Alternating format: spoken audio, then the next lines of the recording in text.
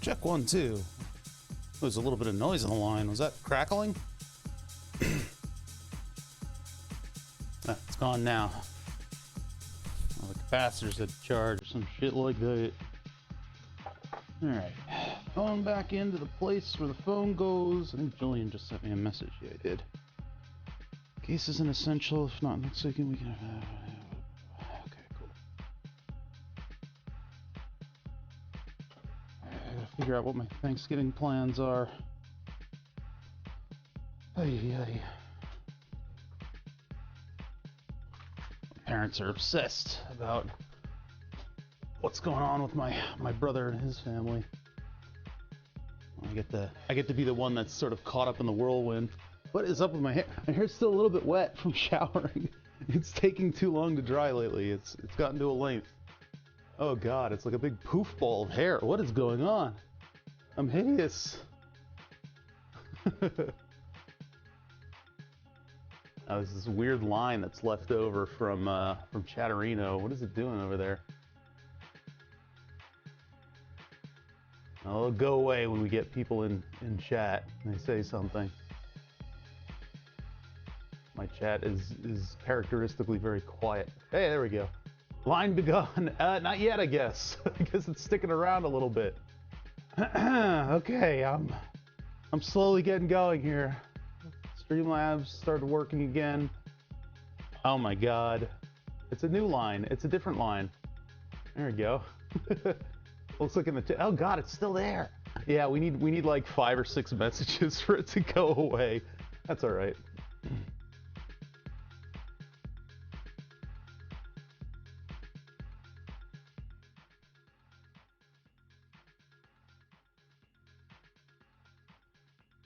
What? Go away, go away, go away, go away. All of you go away. All you op amp things go away. All right. We're not really going to work on the audio today, but I do need to put these filters in and figure out whether or not we can get rid of the noise that we're seeing on the O-scope. That's kind of required. At millivolt audio levels, we were getting a lot of noise. A lot of noise. And it was hard to see the signals going around. Plus, it's probably not healthy for all the stuff that I have. Probably not healthy for all the audio equipment and things like that to be operating within this noise floor that exists in my shop. I didn't consider that when I bought these lights. They're PWM driven, not amp driven. So should probably move this cider out of the way. I don't know about that cider. I think I got a bad batch.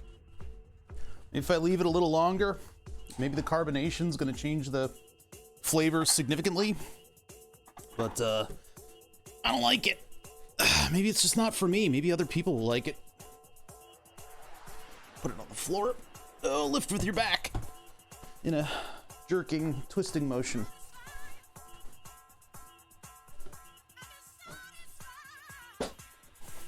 There's this music's a little driven. I want something a little bit more chill. I don't know if you'll get chill later in the set, though. We'll leave it there.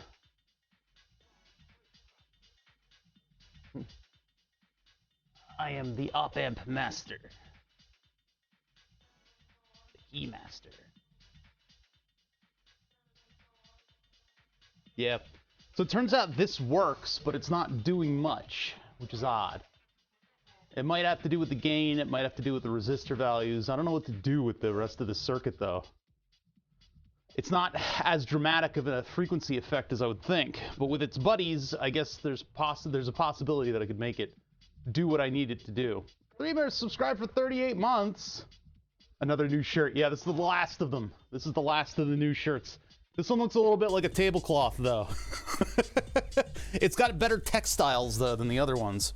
The other ones were thinner. They seemed more just like, I don't know. They seemed cheap. But this one's a nice thick textile, and it's brighter. It's a lot brighter. So the camera isn't confused about how much light it's getting. So this one looks a little better. I don't mind it. Put on my Nantucket Reds and go out to the vineyard. Yeah. Ugh. What is happening, hair? Please, figure yourself out. Usually I let it dry more before going on. It's not good for me to be on with wet hair. Unprofessional.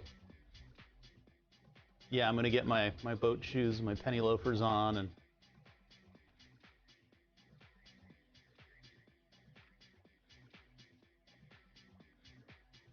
whatever, shut up. I like this shirt.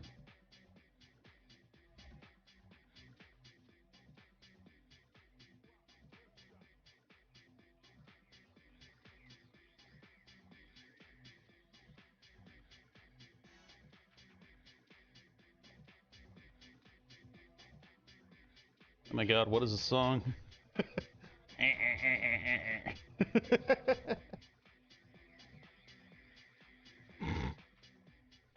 Well, you are correct that I would have a catamaran, not just a normal boat.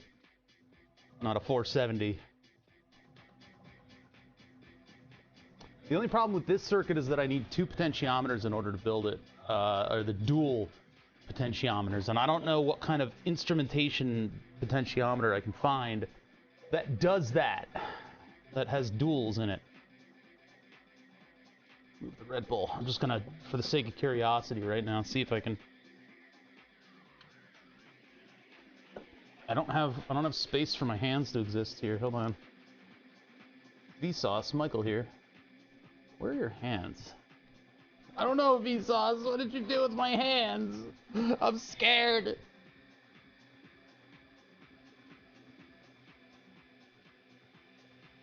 What are we looking at? Electromechanical? It's not semiconductors. I guess passives. No, it's not really passive though. Well, it is. It's a resistor.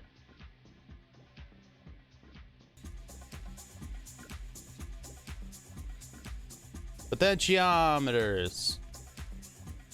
Rotary. Adjustable. Dials. Slides. Thumb wheels. Trimmers. Trimmer potentiometers. There's a couple products in this category. 739 pages. Why walk? Thank you for the 7 months. Appreciate it. I love you too. Hey, look at this. Sent me a little heart. It's beautiful. All right. What do we want? Well, we want it to be in stock, and we want a data sheet and a photo.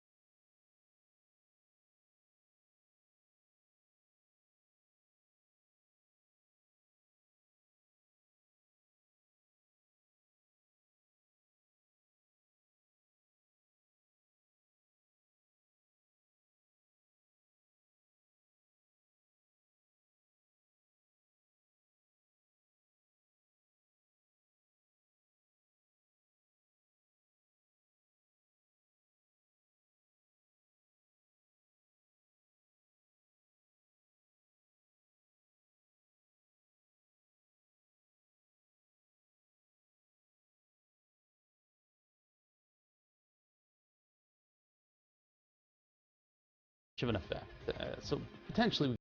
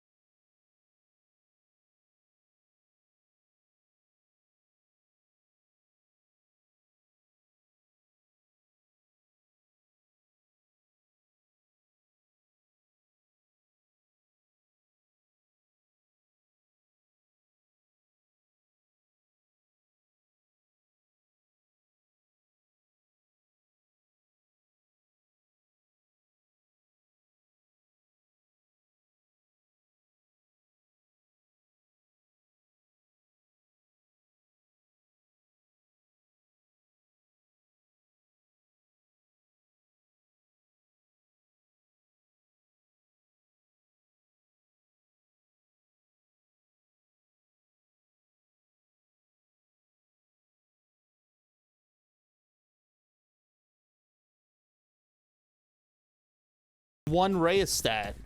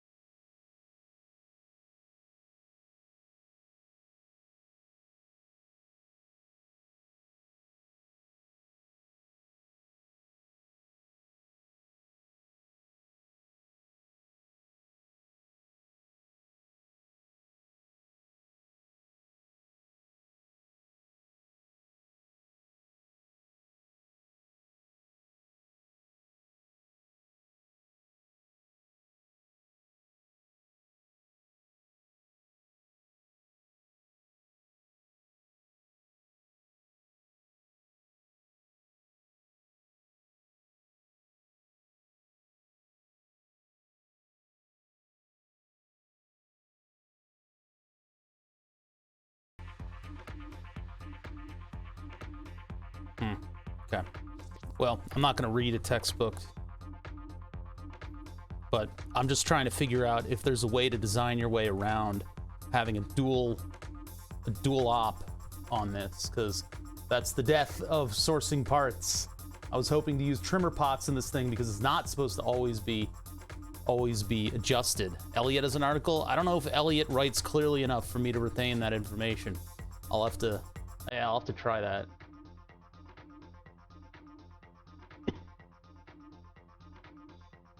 He does have good articles, though. You know, not to put him down in any way.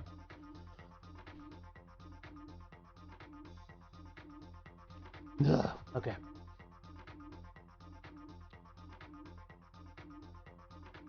Audio signal coming in. This decides whether or not you want your amplifier circuit on the line. Audio signal back out. It still gets this. So what is this doing? Why are we doing that?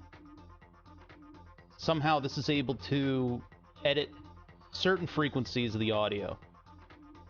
I guess if you turn that up...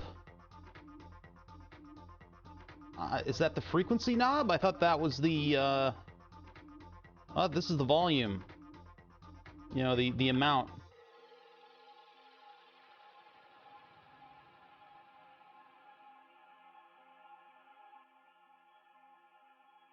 It just says frequency at the bottom.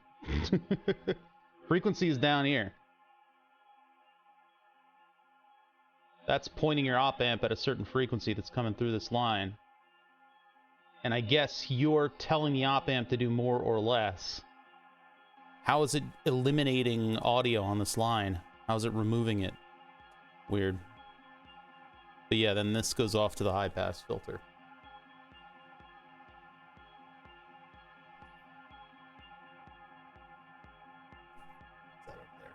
That's the Elliot amp thing. Yeah, I'm just kind of staring at it until it says something to me. I'm just wondering if there would be a way to get around having the dual pot here, but I don't understand the circuit enough to know what I'm doing. It's like C2 and C4 are responsible for the frequency that gets by. In a way. The pair, C1 and C2, are responsible for the frequency that gets by. And the adjustment... Yeah, voltage gain. Yeah, I'm just... This bugs me.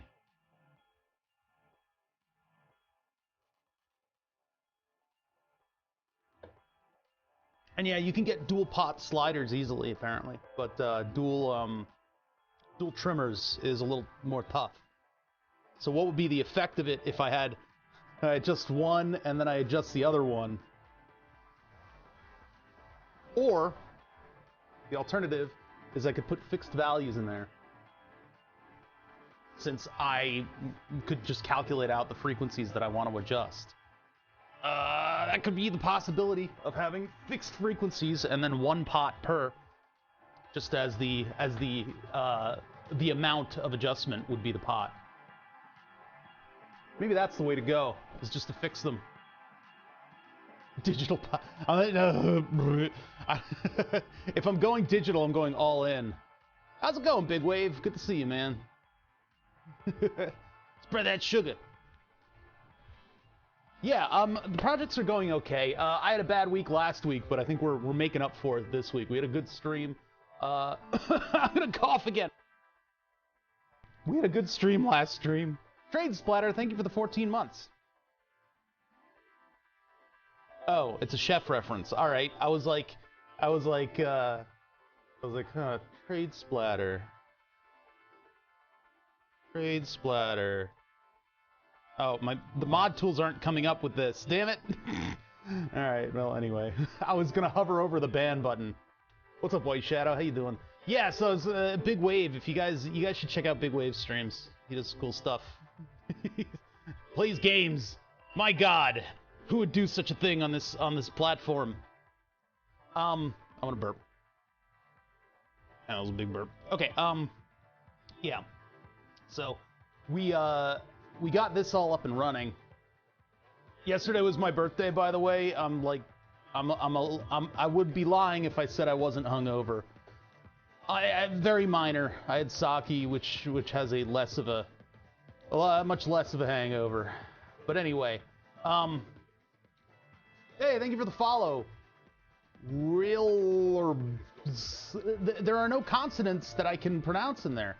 Yeah, happy birthday. Thank you. I appreciate it. I am plowing my way on to being 40 years old. I hate it. I have burst into ash. I'm so old, according to the internet. White Shadow 108, thank you for the follow. Cap on a resistor, make a first order filter. So we got a low pass, okay. Vary the resistance, varies the drop off. Above that is the low voltage divider for the op amp. That's the way you see it. High side of the op amp. Yeah, I'm gonna have to like sit down with a pen and paper and figure out how the equations act. People older than me, they're just bones. Yeah, they're just bones. I know. It's how the internet perceives age. Yeah. Thank you for the birthday wishes. You guys don't have to do that. That's okay. That's okay. I'm gonna be dead soon. Anywho, yeah, I'm just looking at this ahead of stream. We got to get rid of some noise on the line around here, but yeah, the things we're working on are going pretty well. We're gonna be doing Fusion 360 a little later on. This circuit right here is supposed to go inside of the mic pack. We haven't started stream yet, if you guys aren't aware of that. I built a circuit that goes in the little mic pack here for my lavalier microphone, right? You live the flesh. What does that mean? That's a weird thing. Yeah, the little mic pack that I have takes the signal from my lavalier microphone and it amplifies it up to line level voltage levels with a couple op amps, and it does that, and then it pumps it, right? It pumps. It's pumping. It's putting that audio onto a balanced XLR that then goes into my Focusrite 2i2, and that gets phantom power. So there's something like 48 volts coming into the microphone. That may sound crazy, but it's very low amp. So you got 48 volts to play with to make your microphone work. My mic pack extracts the power and uses it to power op amps. Then when it gets into the computer, it goes into a couple filters. So I've got an EQ sitting here, and that's why I sound okay. That's why you can't hear this over the mic, you see, because the lavalier microphone is an electret microphone. It's a piezo style element, I think, that puts microvolts onto a line. Those microvolts and the piezo element are very sensitive to high frequencies. Actually, the sensitivity graph is mostly a flat line. It does favor a little bit of the high frequencies. And so you can see here that I'm cutting out a lot of that high frequency stuff, in addition to making my vocals a little bit more rich for you guys so that you can hear what my voice sounds like.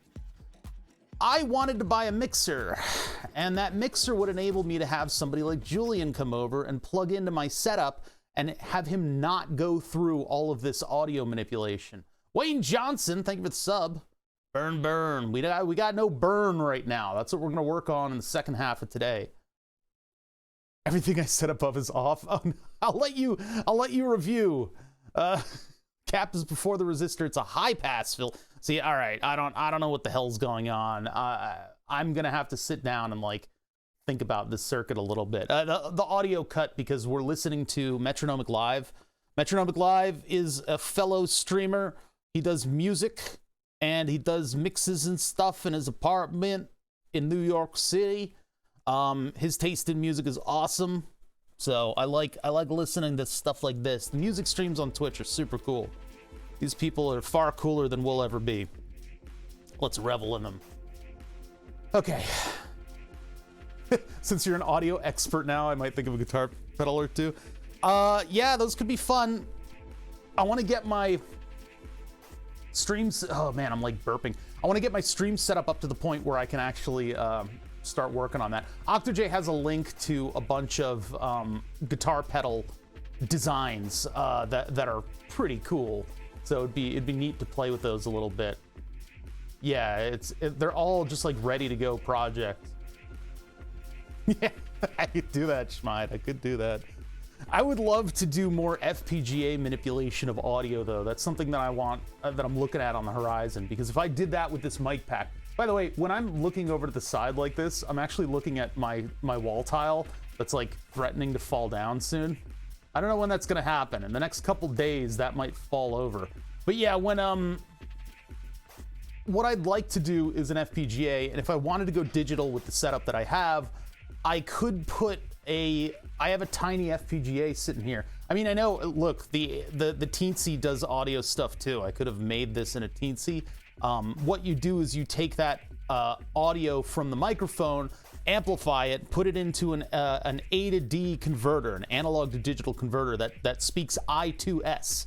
I2S is a integrated circuit sound, integrated sound. I2S they just call it, because it's like I2C, but it's I2S.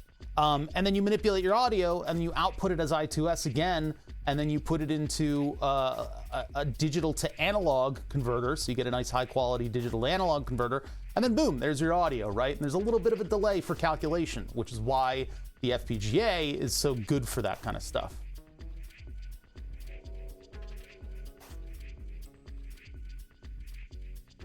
There's a real thing? Wait, what? Doesn't correspond to the strung note. It's just totally random. That's like the 10 hours of silence occasionally interrupted by What the Dog Doing YouTube video that I found via Adam Plays. He was playing that in the background during one of his editing streams, so he'd be talking about something, and then every now and then I would go, "What the dog doing?" I'm like, what? Where did that come from? But yeah, so all of the audio that goes into my computer right now, that's being broadcast out OBS, is going through these filters, right? I'm playing Metronomic Live right now in the background through the computer, which has a separate input to OBS, but I can't split anything else out beyond that. If I plug Julian's setup into the Focusrite, which is what I wanted to do, it's not its own channel. It's coming in and it's getting all these filters again. I need that to be its own channel. So I bought a mixer. I bought an expensive podcaster mixer, and decided to try that out because it said that it did a little bit of EQ stuff, but the EQ stuff it does is not meant for lavalier microphones specifically. Indeed, with the microphone that I'm using, it doesn't do any of the filtering, and it's way too sensitive. I plugged my headphones into it and I listened to it, and it's bad. It's bad. It doesn't sound good. You don't get the richness of audio that you get from my voice right now with the right EQ settings. So I'm looking at analog filtering methods in order to build this EQ into the microphone pack. So it'll be the first stop that this lavalier microphone gets. At full gain, it'll get this. There's no compressor, but there's a compressor in the EQ where I could get the same results, right? I could make this compressor, I hope, inside of the Rodecaster, and that would be fine. You might lose a little bit of the volume when I'm talking very softly, but I think that's okay. And then I want to have a very hard cutoff here so that when I use power tools and stuff, you know, you guys don't get your ears blasted out. But having everything go through the Rodecaster means that I've got a little bit more control over everything. But yeah, so that's basically it. That's what I want to do. That's why I'm working on this EQ in the background here, this Elliott Sound Project equalizer. We've got two styles of equalizer that we're trying out. I've got the graphic equalizer, which is basically just taking a specific frequency and enhancing or tamping it. And then this one is a panorama. Bam-a-lamma. Oh, Black Betty, wham-lamma. This is a parametric EQ. So what this is doing is whisper down the lane. The full frequency goes all the way through everything, and then it gets enhanced or not, depending on where the op amps are adjusted. So this is the second method, and what I'm doing right now is I'm whinging about the fact that this thing requires a dual gang, it requires a dual gang potentiometer, which is not something that's easy to source. Generally sliders are dual gangs because they'll be doing audio manipulation like this is. But I don't want to do sliders because I can't fit sliders into here. I mean, I like tiny hamburgers as much as everybody else, but dual sliders are not going to fit inside of this thing. So what I can do is just do two instrumentation amplifiers, or two instrumentation potentiometers, at least for now, so that I can adjust them both at the same time. You know, it'll just have to be that way. And then when I figure out what the resistor values are, I can just put it to hard resistors. I can just unadjustable, because the frequencies are probably pretty much just fixed, right? We just do it every decade. Even this is close, but not quite exactly. Where to go? Hold on. This guy right here. Those are close to one every decade. It's not that complicated of a filter. It doesn't need to be exactly replicated. I can get this performance from something that I adjust that's fixed. I can do that, you know?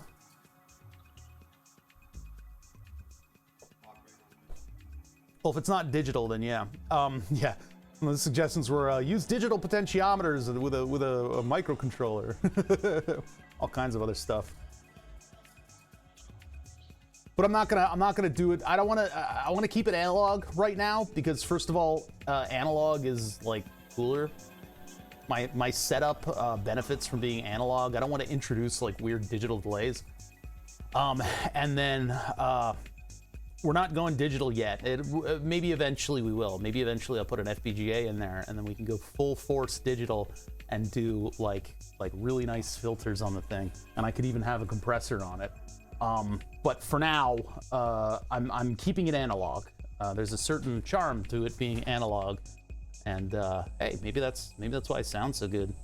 But yeah, what I've got right now in here is another Elliott sound project, which looks a lot like.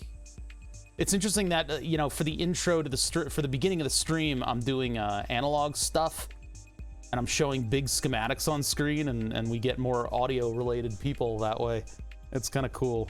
It's like, man, I need to summon the audio experts. Let me just show a schematic for a little while. But yeah, these are, that's not 6 volt peak to peak. That's definitely not.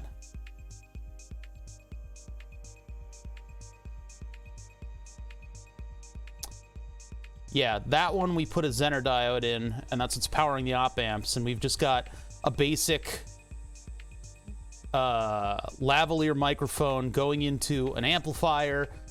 We're inserting the EQ right here, and then after that it goes into an inverting unity gain inverter and also gets output. So we get one signal here and we get the opposite signal there, and that's the differential amplification. And this guy over here, this little bastard right here, is responsible for taking the analog off of the voltage level.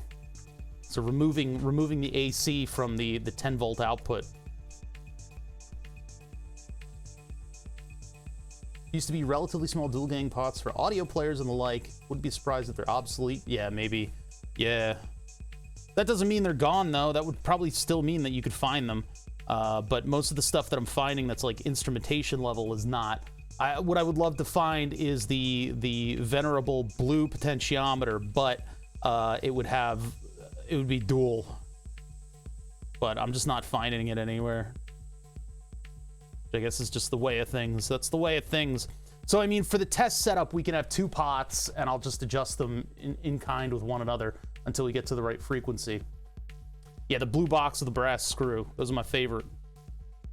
They're very stable under vibration, which is, you know, part and parcel of the whole setup with the mic pack.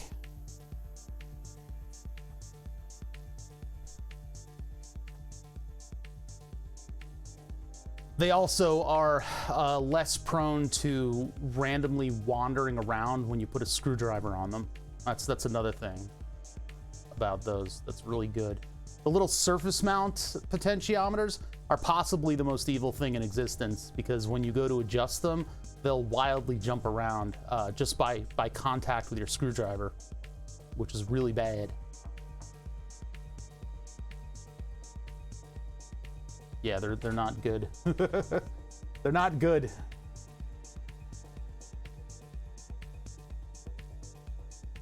see a little bit of the music coming through. All right, should we get started? I got a couple things that I need to do today. I know it's a little late. I woke up late. It was my birthday yesterday, so you know how that goes. Yeah, so anyway. Oh, guys, by the way, I turned off start soon, if you didn't notice that. If you didn't notice that, like, maybe I know a thing or two about production. And I don't need you guys to tell me how to run my show.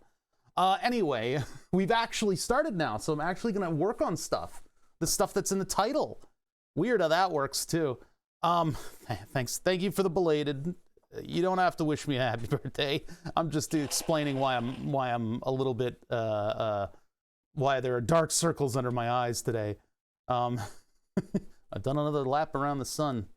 That's right. So anyway, what we need to work on today, at least at the beginning of the day, I don't think it's going to take all that much time. It might, because I got to pull stuff apart. So if we don't get to burn the subs, rest assured, I will be doing Fusion 360 until my eyes fall out. I resolved the thing about that part, although I had a little bit of trouble with that, getting those parts in, because there's two versions of that part that I have in my own personal library. I had to upload a new library to the cloud. There it goes. It's there somewhere. I had to upload that library to the cloud. Once I did that, I was able to associate three-dimensional parts with the two-dimensional parts. In the two-dimensional parts, there were two different packages that were available, and one of them had wide pads, the other one had small circular pads. It's a good part. I've used it before a lot. It's nice to get a 3D model with it. I dragged the 3D model onto the two-dimensional model. After you right-click on the package and you go create a three-dimensional part, right? Doing exactly the way that I should do it. Drag and drop the 3D model in there. It's in place. Perfect. Everything's looking good. Everything's coming up bother. It was actually right in the right place, like immediately. Okay, cool. Click finish, save it, close it, open the library again. The 3D part's there. It's associated with the thing. Everything's ready to go. Cool. Now for the non-wide pins. Okay, drag the part over, save it. Oh, there's already a part of that name, so add the thing, do this, do that, the other thing, and then it breaks everything, and nothing works. Why? I was literally just doing the exact same thing, and then there was a time when there was accidentally the wide package was associated with the small one, and then the pins were on the side. Everything broke. Everything exploded as soon as I tried to do the exact same thing a second time. Absolutely phenomenally frustrating. It's nice to have the ability to make those beautiful three-dimensional boards and to plan out where your stuff's going to be on the board, because we're going to need to do that with the microphone project. And I need to go through a lot of my older analog stuff and actually make sure that all of the parts that I'm going to be putting on are three-dimensional. The resistors, the capacitors, and the op amps and stuff like that. Those are easy to do. It's just like pulling teeth every time I try to do it, and it was really, really frustrating. Hopefully I'm over that, and it'll all go smoothly. But yesterday was fraught with me tearing out my hair. I wasn't very successful. I still have all my hair. But yeah, we're gonna work on that a little later on. We don't have to do the parts thing again. I don't want to bring you guys through that again, because it's just frustrating for everybody. And then people can't shut up about how their own personal CAD software would never do this to them. So it's a completely useless comment. But anyway, yeah, right now we're having troubles, and I explained a couple times the microphone project. I'm trying to put an equalizer into my microphone so that the lavalier microphone sounds, you know, rich and full-bodied and all that beautiful stuff that you can actually describe beer as instead of audio. But I'm trying to get my signature sound out of this thing so that I can plug it into a different setup, so I don't have to have the VSTs running everything. Because I don't know, there's probably some really expensive digital audio workstation kind of thing where you can actually run VSTs, but I don't have one. And so I have a dinky little Rodecaster mixer, and I thought that would be a one-stop shop, but it turns out in order to do Rodecast mixing, you already need to have like super duper microphones. I have this. This is as much of a one-to-one reproduction as I was able to swing from projects, and so now I would like to add an equalizer to it. In doing so, we ended up on the bench. On the bench, I have an oscilloscope, and that oscilloscope is very unfortunately subject to it. Ooh, that didn't help at all. That light was a bad idea. Subject to quite a lot of noise. We can even just turn off channel 1. I don't have anything active right now. This thing is hooked up to a ground that's not currently connected. That could solve a little bit of the noise, but we know where that noise is coming from. Look at that stuff. Look at all that noise. I mean, I guess I can work with audio with all that noise present, but I mean, the fact that this is a differential amplifier on the microphone means that you guys don't have to listen to whatever the hell that thing sounds like. But, yeah, yeah. So, I need to get rid of this noise if I'm going to functionally use the oscilloscope properly. We know where that's coming from. That's coming from these lights. These lights are LEDs. They're LEDs, and they are being switched with PWM. I double-sided taped them to the underside of this shelf. Really, what I should have done is take this shelf and used a router to make like troughs for these, because these would be pretty cool if I like mounted them correctly. But yeah. But anyway, the switching noise is where it's coming from. It's coming from the switching PWM noise of whatever the hell this thing is over here that I bought. That guy over there, that little fader control. I have a switch next to it to turn it on and off, and it's all mounted to that metal panel. So we've got to get into that metal panel. All that PWM switching is causing noise, and so I've looked around on the internet. I found a line filter could possibly fix some of it, and then ferrites might do the rest. Ferrites are wonderful little things. It's a little piece of magnetically active, not magnetically active. It's just ferromagnetic. It's basically just a little conductive collar. A little conductive collar of like what looks like a motor magnet, but it's actually not magnetic. And what happens is, as your voltage goes through the wire, right-hand rule, it's inducing a magnetic field. That magnetic field will then induce a current in the iron, which will then produce a magnetic field, and it'll dissipate in doing so. It'll help to dissipate those high frequencies as they induce a magnetic field in this, and then this will induce a current in the wire. They cancel each other out. That's a beautiful thing about a very simple thing. You just clip a piece of metal around your wire, and sometimes you loop the wire around it. That's why there's no opening on this one. But sometimes you loop the wire around it, and then all of that noise suddenly goes away because it kills itself, basically. So yeah, that's what I'm hoping that has some effect on this. So here's our baseline. We got to remember that this is here, this baseline of noise that we need to actually eliminate in my shop. Now, the cable that I used for the oscilloscope is not the type that I can really clamp a thing around, and I don't think it'll do anything if I clamp one of these around that cord. Nor do I think it'll actually clamp. But well, let's see if there's any difference here. Let's be a little scientific about it. Be a little scientific about it. It did nothing. It did absolutely fucking nothing. Look at that. Beautiful. Beautiful. What if I put it around the O-scope cable? That'd be this one right here. Fucking nothing. They don't do nothing. But that's not where the noise is being created anyway. Yeah, not much of an effect, huh? Useless. Useless! These cables are shielded, by the way, so I don't know if it's picking it up on this coil or if it's picking it up elsewhere. Where's my fan facing? My fan's not facing the right direction. I've started sweating. Hold on. So we're gonna have to go into there, and we're gonna put the line filter on it, and then I'll maybe clip the ferrite to these things. And we'll see where that gets us. We'll see if we can eliminate this unfortunate noise. Hold on, let me turn the fan so that I'm actually getting cooled instead of sweating my balls off under these lights. Alrighty. Alrighty. Why is there a laser on my floor? Weird. Put that over there. Alright, I'm gonna have to move some stuff in order to get this thing out and away.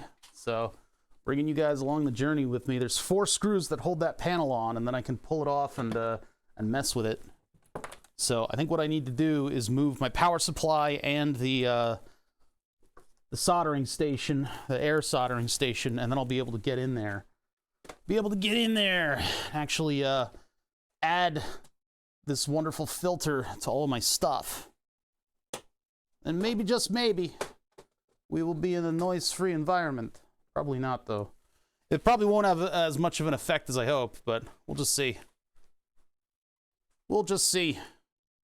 Why is this cable? This cable's like really twisted. Hold on. You guys are gonna do a little flippy doodle. Yep. There we go. A little less twisted. I can't really like mess with this cable too much, or else my camera will freeze, and then all of my wonderful automated plugins will also not work. All right, move this over there. Let's get this out of the way, and then we got to do something about this. The unfortunate thing about the soldering station is that this is always connected. They don't let you disconnect this in any way, shape, or form. I think there's like a shielded high temperature tube inside of this thing, but and there's some other electrical connections in there, but I can't just like unplug that and then move them as 2 separate things. I forgot where my certification went. That's a good patch. All right. There's that rubber patch that I tried to make for the water cooling for the stream computer, and then it turns out that it's absolutely impossible to source electronics like graphics cards and stuff anymore.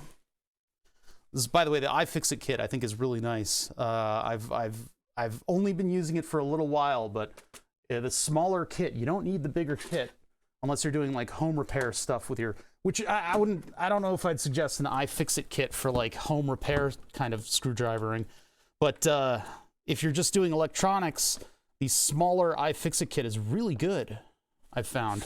You know, I gave it the college try, and I'm still giving it a shot around here, and I think I want to use it from now on. This is something that we built a long time ago, by the way. This is a power supply. This goes up to 50 volts, approximately. It's got a 50-volt power supply in it, and then it's got a little one of these little cheapo power supply things, and it's actually really good. The only problem that we've seen with it is it's unable to keep up with a sudden demand of electricity. I know, I could use an iFixit sponsor, but yeah, this thing is built in audiophile enclosures that they sell on the internet. They sell these audiophile enclosures, and they're just a whole bunch of metal that's bolted together to make an enclosure. I kind of like it. I should go get some more of these things. But yeah, I had 2 of these cases. One of them ended up being the 3D printer, and then this one is my adjustable power supply. My only problem with it is that it's a little bit larger than that, so it's hard to stack the 2. It's hard to stack those 2 on top of one another. All right, let's get this out of here. No, there's all kinds of shit back there. Oh, this is not one of those. Okay, which cable are you? Which cable are you? It's not that one. It's that one.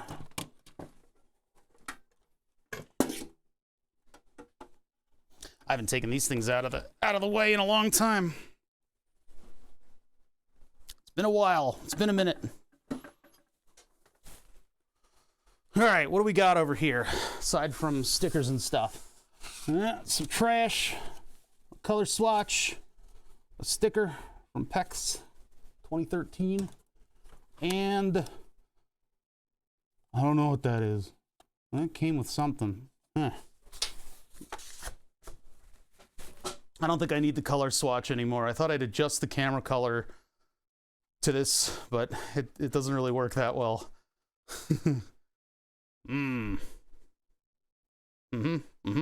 That's going in the garbage.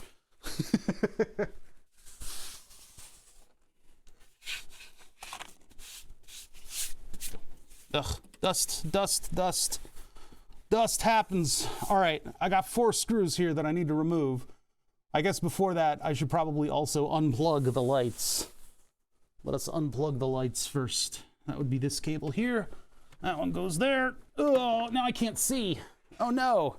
That's the only problem with working on your lighting, is that you have to work in the dark. You gotta work in the dark. It's unfortunate. Whistling, whistling, dark, dark, dark, dark. All right, can I use the iFixit on this? I probably should use a larger screwdriver to get more torque. Do I have a bigger screwdriver around? My car tools are in my car. The drawer of tools is blocked by what should have been finished like months ago, which is the water-cooled computer I still need to design some parts for. All right, I guess I'll use the iFixit kit. Oh, weird frame rate. That was odd. All right, so let's get a screwdriver on this thing. Yeah, the largest screwdriver that I have around here is this. I have others. They're in the drawer, though. Maybe this will work. You can get a little bit of torque on the wheels. Yeah, that'll work. That'll do just fine. I need to put those LEDs, all these LEDs that are here in an enclosure, in a parts bin, because I bought a bunch of different colors of LEDs that I'd actually have them to build stuff with.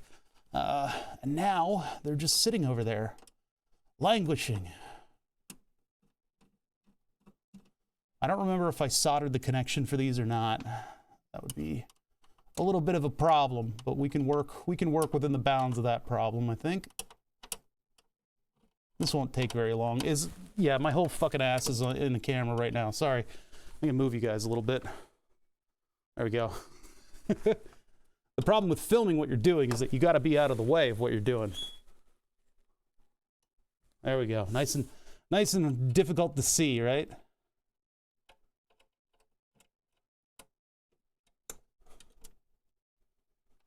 All right, another panel comes off. Oh, my power supply.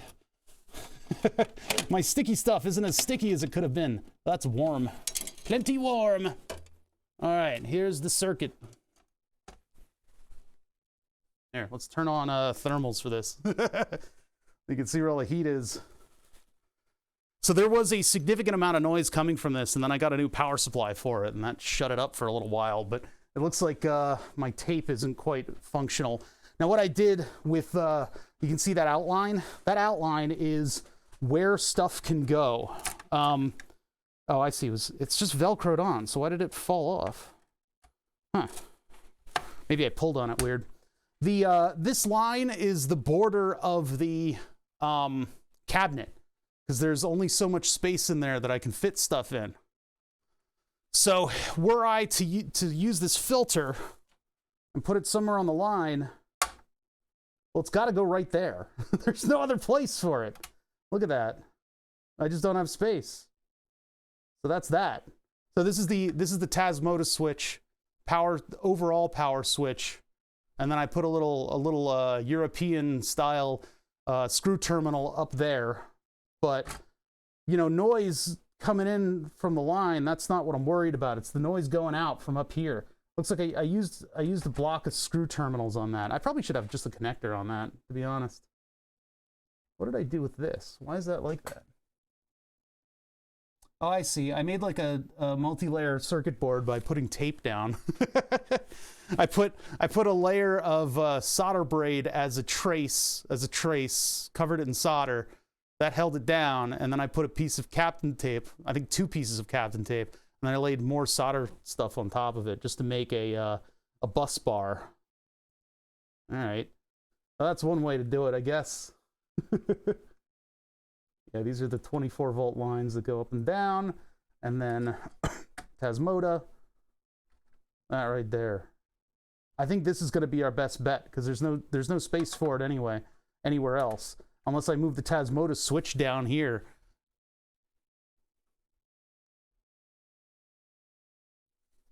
No, it doesn't need ground. It's getting ground. This is oh, wow, okay. That connection came out somewhat worryingly easily. I'm a little worried about that. Well, we are going to need case ground on this, so maybe I need to put a different cable on this setup. Maybe we need a different power cable.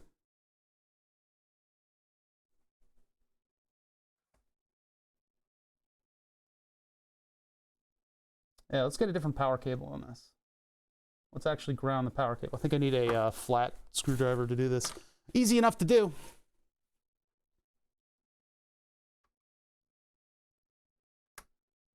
Easy enough just to change out the cable. That's how I wanted it. Oop. All right, give me this cable. That one goes back in the drawer. So now I need like a proper power cable. Prim and proper. Let's go to the cable bin. The wire bin. I don't need big wires on this thing. It's a lamp, but you know, I don't need to get incredibly serious about what I'm doing with the power of this thing, but I guess I can put in something a little better than nothing. I could use, that's not long enough. That's not going to reach, unfortunately. I like these flat power cables, but I won't be able to clip the ferrite to it anyway. Let's see here. This one's from a fan. This is like way too many amps, and it's also completely unwieldy. But it would use up this cable, which is like way too serious for what it is. Yeah, we'll do this. We'll use the blue cable from my... So the fan that I have is called... What's it called? It's like an America fan. High velocity Air King air circulator, right? And I used to have a smaller version of the Air King. And the smaller version of the Air King was really great. It was like a 14-inch fan, circulated air just fine. The wonderful thing about the Air King is there's one moving part, and that would be the blades of the fan and not the stator, the rotor of the motor, of the electric motor in there. And so the rotor of the electric motor eventually seized up. And this was back in the day. I had put like WD-40 on it to stop it from like squeaking and stuff. I took it apart. I tried to put skateboard bearings in it. I didn't have a bearing puller. So I wasn't able to get the fan blades off, and I wasn't able to fully repair it. I did give it like a couple more months of life until it finally just completely seized up, right? I have these fans doing like 24/7 duty on this shop, right? Because I need to have a little bit of air circulating because I'm under a lot of lights and it gets hot in here. So the fan eventually completely seized up. I bought another one. I had to finally buy another one. I got the larger one, which has been working for like several, like an incredibly large number of years at this point, right? That thing has no signs of ever slowing down. The thing has skateboard bearings in it, so if it fails, I can source more bearings and put them in there, because that's the only other moving part of the fan. So the old fan ended up getting parted out, and so here's the power cable for it. And I guess I'll use this for the lights, even though it's way too much power cable for this application.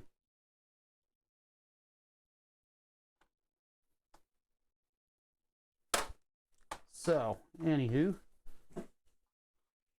I guess what I'm going to do is strip this so that I have a nice long ground wire, and I'll run the ground wire all the way to this portion of the setup. I should have done 3. I should have had a 3-terminal block there. I don't think I have a 3-terminal block anymore. Let's see. If we're going to do this, we might as well do it right. Hold on. Might as well do it right. Give me a second here. Let me put everything aside. Get into the bins where I have these kinds of parts. Might as well do it right, chat. You know what I mean? You know what I mean. I know what I mean. You know what I mean. We know what. Okay. Big electrical stuff. What do we got in the big electrical stuff drawer? Hold on. I don't know what it is about stools, but man, this cable loves to go under stools. Kills me. It kills me every day. I die a little bit. I die. I dead. He dead. All right. Terminals. What do we got? It doesn't look like I have any more of that European thing left. I like those because they're covered. I got a lot of audio connectors in here. And these.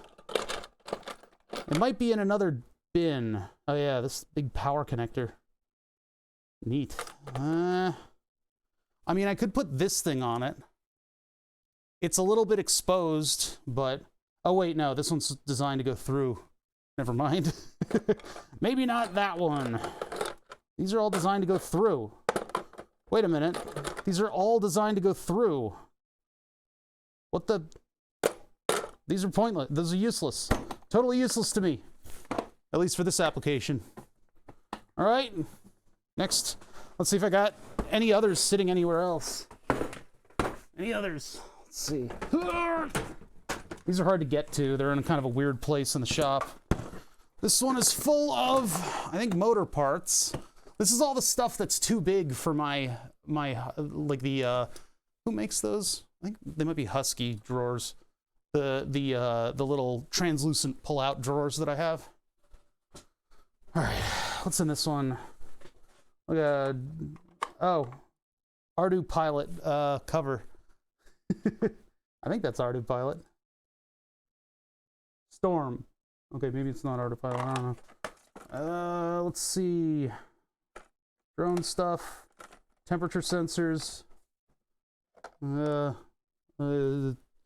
broken CD-ROM motor that's like totally broken. What is this? Why don't I have this? We don't use them a lot. No. Yeah, we don't use Wago terminals a lot around here. We have different styles of stuff. This is, why do I have this? This is going in the garbage. Jeez. Here are the parts from the printer we took apart. There's some cool stuff in there. But no big AC terminals in here though. So this is useless. Here's the gears that I bought off of Amazon from Canada. I can just print gears now though. All right, next. Yeah, screw terminals tend to, like you saw right here, they drop wires. Yeah, we don't like screw terminals as much. We also don't put ferrules on the ends of terminals either, because that encourages them to drop out because it doesn't crush all the individual strands of wires. But, you know, it is what it is. Drone parts, I don't see any terminals in here. This is just like leftover, just like carbon fiber stuff from when I was doing drones. Drones are too expensive though. I never really got anything flying properly. All right. Last one, this is our last chance. I think this one's full of car parts. Oh God, it's really heavy. Oh, never mind. It's full of all of my machinists. Avert your eyes. This isn't pretty. This is not pretty. This one is full of machine stuff. Oh, and my hot wire stripper. Yeah. All right, I'm putting this stuff back. I don't know where I have terminals. I know there's one in the bins over there, but I don't think that's useful to me. There's two bins all the way over there that are full of stuff. I don't think they're full of anything particularly useful. All right, where do I have screw terminals? Screw terminals. Because the ones in that bin are not useful to me. They don't, unless I like, no, that puts them too close to metal. I'm not gonna like put them in sideways or anything. Ah. Yeah, unfortunately they're useless. There's a chance that I have more of that Wago terminal somewhere. I should just go buy stuff, but you know, we're doing this off the cuff, right? We're not exactly I gotta do this now. So let me see what else I got. We'll go to this camera, so at least something's going on. Let's see what else I got sitting over here. Maybe there is stuff in the smaller bins. Okay, let's see. Were I that kind of a part, where would I go within this environment? This is a big fucking mess that I'm going through right now over here. There's just a lot of stuff that's just kind of like strewn about. Strewn a boot.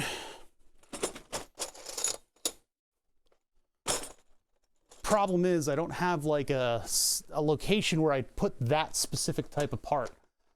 I could order something, but then I won't have a lamp for today. I could put it all back together, but that wouldn't be fun. We're gonna try to have fun with this. I'm just looking through some of these bins over here that I've got. They're full of stuff, but not necessarily useful stuff. I have giant capacitors in the bin. Try to remember that. Try to remember that.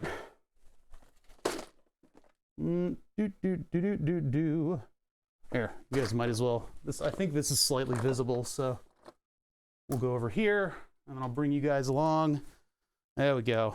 Yeah, this is where I'm looking for my stuff. So, nothing in that one.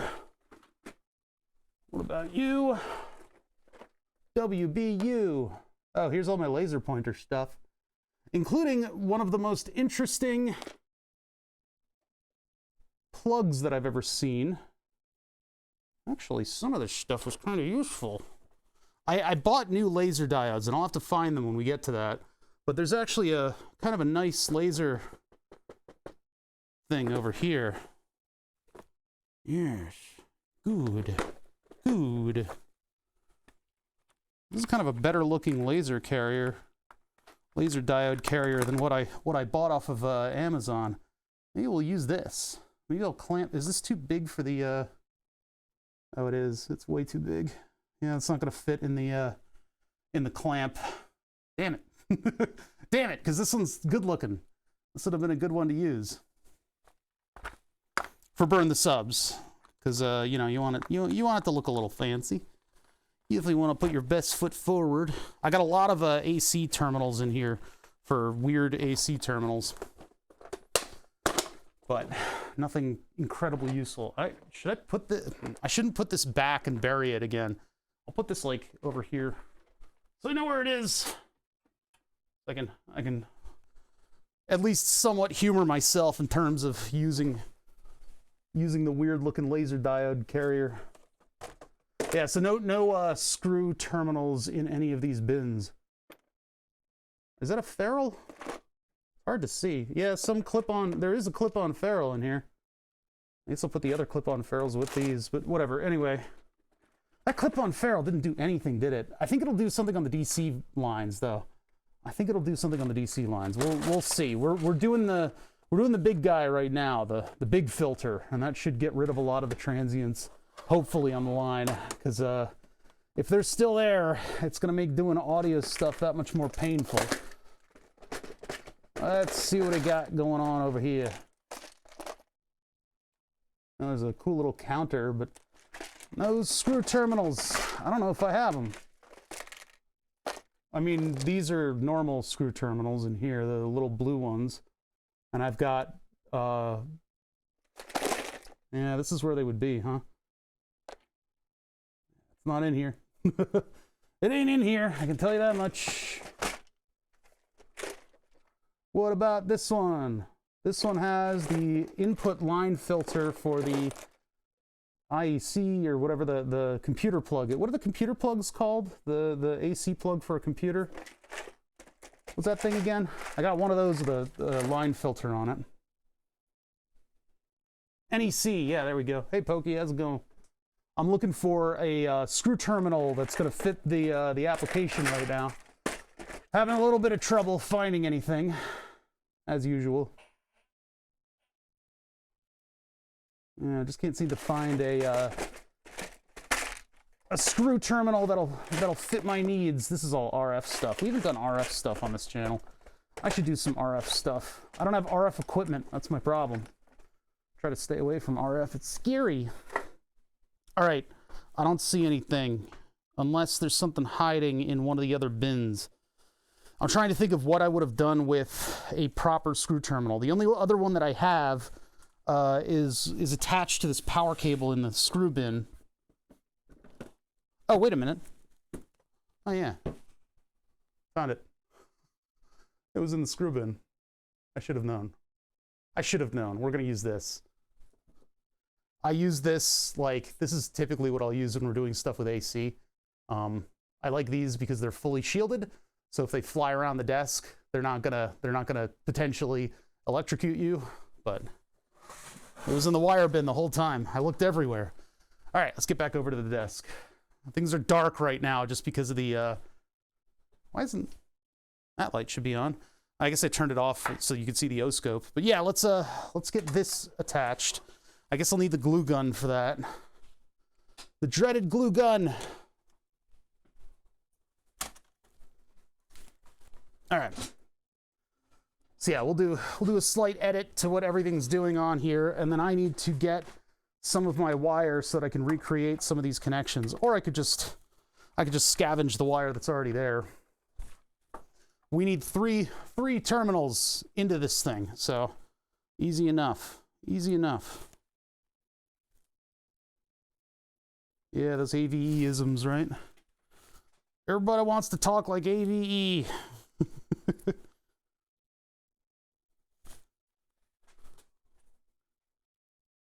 1, 2, 3. Get rid of these terminals. Put on some new terminals. I'm gonna keep saying the word terminal over and over and over again. So what we're trying to do here is eliminate noise. Because of the nature of the LEDs and the nature of this dimmer, the LEDs that provide me with desk light produce quite a lot of noise. Quite a lot of noise, and I'm trying to reduce that noise. There are various methods to doing it, the best of which is to simply get a different dimmer. But I already punched a hole in this metal in order to accommodate that dimmer. So I kind of want to stick with the metal panels that I have. Oh, is it an EV blog? Okay, maybe it's that. I don't know. I hear AVE calling it hot snot. A lot. Bot. Rot. Glot. Plot. Plot. Anyway, so I looked around on the internet for ways to help solve the PWM thing. And actually, EEV blog, what's his name? Anyway, that guy, he replaced his drop ceiling LED lights with ones that are actually current dimmed instead of PWM dimmed. So this is the panel that controls my desk lights. So that goes right there. By the, unfortunately, I can't get to this plug strip. I can't get to any of the terminals of this plug strip because they're all locked in on the other side. They're not exposed here. I haven't looked in here in a while. Let's see what's in here. What the hell is that? Something left for future generations. Huh. But yeah, see, this thing is totally sealed off. So I was hoping that I would be able to, like, you know, get a little bit of power from that, and that way the plug strip would have the lights on them. But I'm not taking that apart. I could probably take it out, but... Well, I don't think the LEDs would work with a current-based dimmer. I'm not sure, though. I'd have to find a different 24-volt dimmer. I don't want to do that. So what I'm going to try is putting an EMI filter on the power line. So this is a big EMI filter. So this thing, where's our input? Load and line. Yeah, there we go. So this goes right there. And I'll put some Velcro on it. That goes right there. And then we wire it up with everything else. But in order to properly give this EMI filter a fighting chance, it needs to have this ground.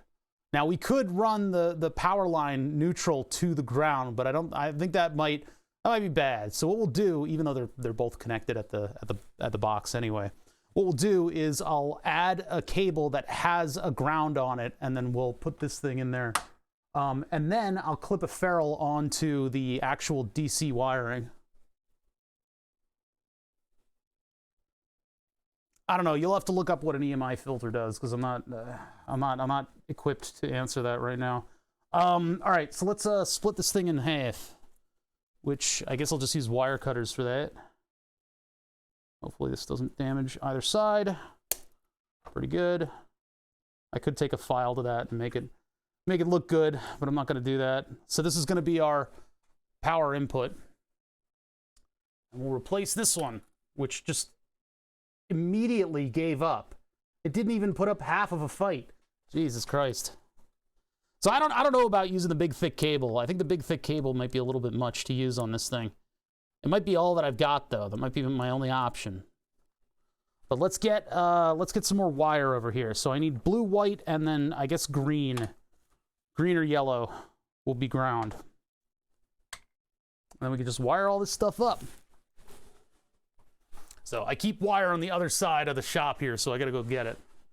Uno momento.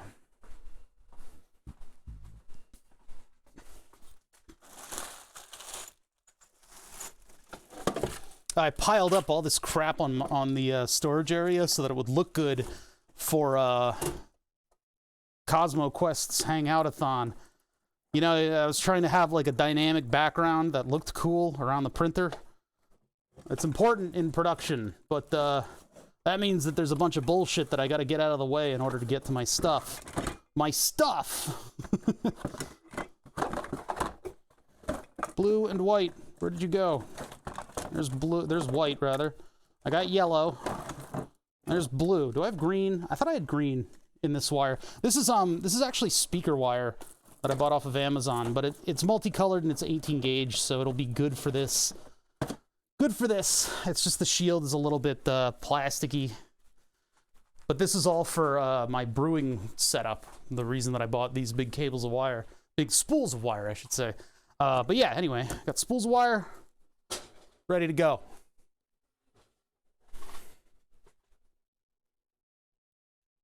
It's got a bunch of different filters in it, and there's actually a schematic on the device itself. So you can do what you want in order to figure out what the hell is going on in there, but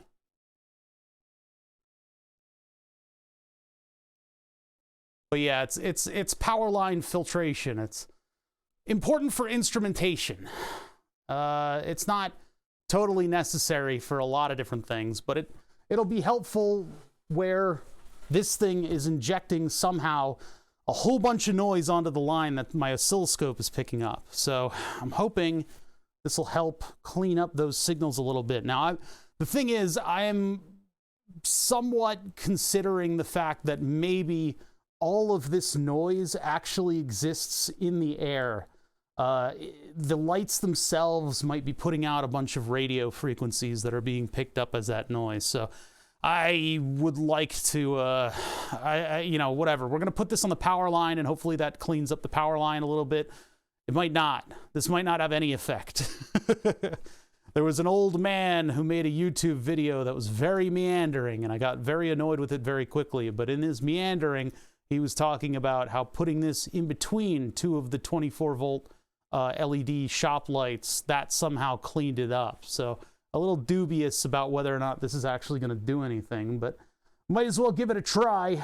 And in order to do this, I need ring terminals. So we need ring terminals for this thing. Where did I put the kit of ring terminals? I don't remember. Where did I put them? I think they were floating around. I know I have them. I know there's plenty of terminals in that kit, but it might be over here. Might have to solder them on too, which I don't like. I think I somehow ended up with my screws. Or are they in the drawers? They might be in the drawers. What is this thing? Oh yeah, those are those band clamps. This one time at band clamp,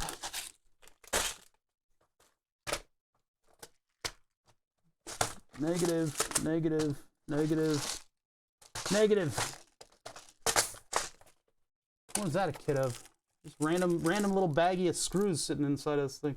Oh, and they're all Loctited. Some of them are anyway. What is that from? Weird. I'm discovering things about my shop that I never knew. Let's see. Oh, you know what? They might be over here. Might be in the mess. The big stacked up mess under the window. Yep, here they are. Here they is. They is here. These do not have rings on them. These are all the other kind. Hold on. Yeah, finding parts for jobs like this is probably the hardest thing, unless you've got a specific bin of parts for these kinds of jobs, which I don't. The hardest part for me is gathering all the stuff. Gathering all the stuff. Where did that other kit go? Because that one had the ring terminals. The ones that they're like little washers that you can attach wires to. This one is all little forks. Common mode filter filters out what's common to both neutral and live wires. Differential signals, like actual power that pass through, doesn't get affected. Kind of does the same as those plastic enclosed ferrite rings you find on USB, HDMI, and some power cables. Ban that guy for his relevant and interesting comment. Where did I put my kit of terminals? It was always in the way until I needed it. Until I needed it most, and now it's gone. It's just gone. I don't know what happened to it. Oh, there's my ferrules. Found ferrules. I don't need ferrules. I'm not gonna use ferrules. Stop saying feral. What the fuck is a lami? Alright, let's see. No, there's nothing in here. Alright. So I guess I'm gonna use the little fork terminals. I mean, I want to attach the wires to this thing so that they're not gonna friggin' like fall out and short out my entire. I don't want to start a fire, you know. I don't want to maybe a fire in my heart, but I don't want to start a fire in my shop. Generally, that's where I try to avoid fires. You know, it's like the opposite of what I'm gonna get. Damn. Hold on, one last little sweep. One last little sweep. Sweepy. Sweep. You know, I bet there's stuff in some of these bins that I could use, but I'm on the spot here, so I'm gonna actually try to see if this solves my problem in shorter order than typical. Yeah, okay. All right. I don't see the kit. I don't know what happened to it.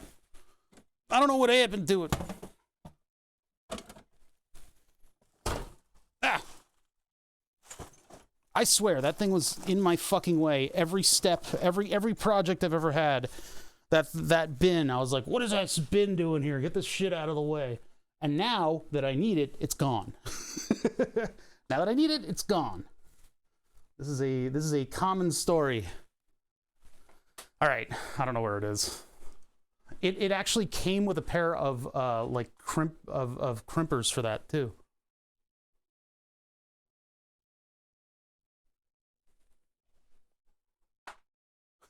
I don't see it anywhere. Okay, all right. Moving on from that. Right? No, I can't move on. No, moving on. Moving along. We're gonna get this done. And then I'll have no noise ever, anywhere. Honestly, I think this is the precursor to me just getting a different fader on this thing. I think that's what this is. I could also just connect it so that these lights were on maximum at all times, because that's how I use them nowadays. And that would solve our noise issues in one fell swoop. It's been there every time. Just try not to throw up in my mouth any. All right, yeah. Well, that sucks. All right, let's use these, I suppose. I hate to do that. That's really the wrong kind of terminal. Really is. This is bad electrical wiring. Bad. I have no choice. Is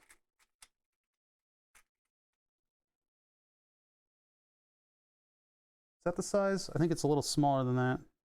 Although these are pretty thick. I want to use the thicker ones in this kit because I want to make sure that I get all that current through. I think the blue ones are about right. There's 3 thicknesses of these things, and that determines how much current they can handle. So you got to make sure that you don't overdo it. I said bad. Bad. I have 18 gauge wires, so I think these are fine. I'm not going to show them on the microscope because I don't have any light. I need light in order to show stuff. Okay. And then in order to crimp these, I need like a more traditional wire stripper. Or I guess I could solder them, as little as I like soldering crimp terminals, but I think it's probably better if I do just solder them. It's probably fine. Yes, I love that phrase. That's probably fine. Well, the thing is, like, I mean, I'm going to be using bare wire in the screw terminals. It's actually better to use bare wire in the screw terminals. I know ferrules are good, and they keep you from having frayed wires hitting stuff, but when you put a wire in a screw terminal and you tighten it down, all the different strands of wire crush up against one another. They make really good electrical connections, and the ridges on the thing that's smashing it down can actually get a grip on the thing itself. I could use terminals on this, but this is right up against the metal, so it's not that viable. I'll just have wires coming out of this thing. It's just for this, I definitely need screw terminals on this. So, and I'll solder them because I'm a heathen. I'm an absolute heathen. All right, so got one of these.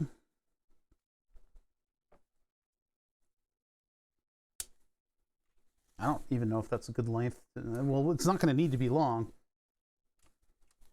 One of each. I'll probably trim it again. I'm just doing this so that I can solder the terminals on. Ba, ba, ba, ba, ba, ba, ba, ba, ba, ba, ba. Burp, burp, burp, burp. Bum, bum, bum, bum, bum, bum. All right, let's see. Give me the wire. There you go. So, actually, the ground wire is going to need to be much longer than that. That goes in the garbage. And I'm going to need 2 ground wires. So actually, yeah, we'll need this one anyway. We'll just put both of them on this terminal here. I've been watching a Taskmaster, which is a British show, which is actually pretty hilarious. Pretty hilarious.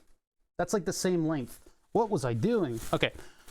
All right, so let's get this thing together. So I'm going to solder these terminals because I suck. I'm going to try to get the plastic off of them, and then I'll just solder them up. So if I just do this. Really, all I need out of it is just a better way to connect to this thing. It's hard to extract these. I have a pin tool I guess I could probably use, but ow, man, that hurts. All right. We'll use a little vice. We've all got our vices. I hear vices in my head.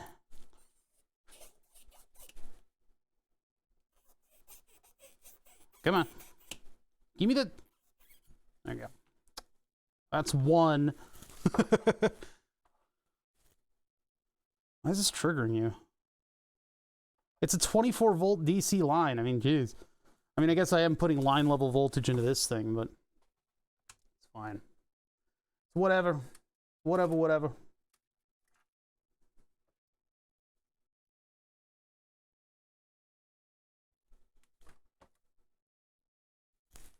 We're not all perfect. I mean, so these are technically crimp terminals, but there's nothing stopping me from soldering it other than the fact that there's no strain relief on the cable itself. There's no strain relief on the wire, but then again, this isn't a vibration environment, so...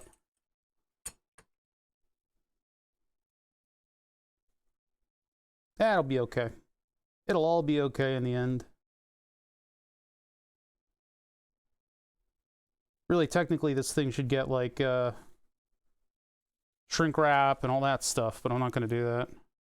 I'm just going to try to do the best I can with the tools that I've got in order to get this thing to perform the task at hand. We're not even sure if this is the right answer yet.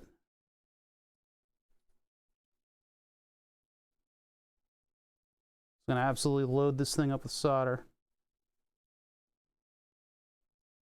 And maybe I can squish this all the way to the jacket. I got the big soldering iron tip on here, so at least I got a fighting chance.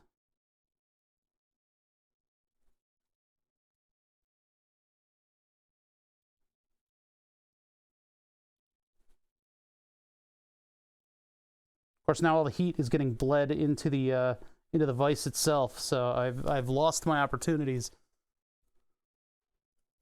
Ferrules are not good for screw terminals, though. Is somewhat of the wisdom on that one. Doesn't look like it's soldered all the way. Hold on. They are much cleaner, and they do keep frayed wires from getting into the adjacent terminals, which can be, you know, a source of sparks. But they don't grip as well.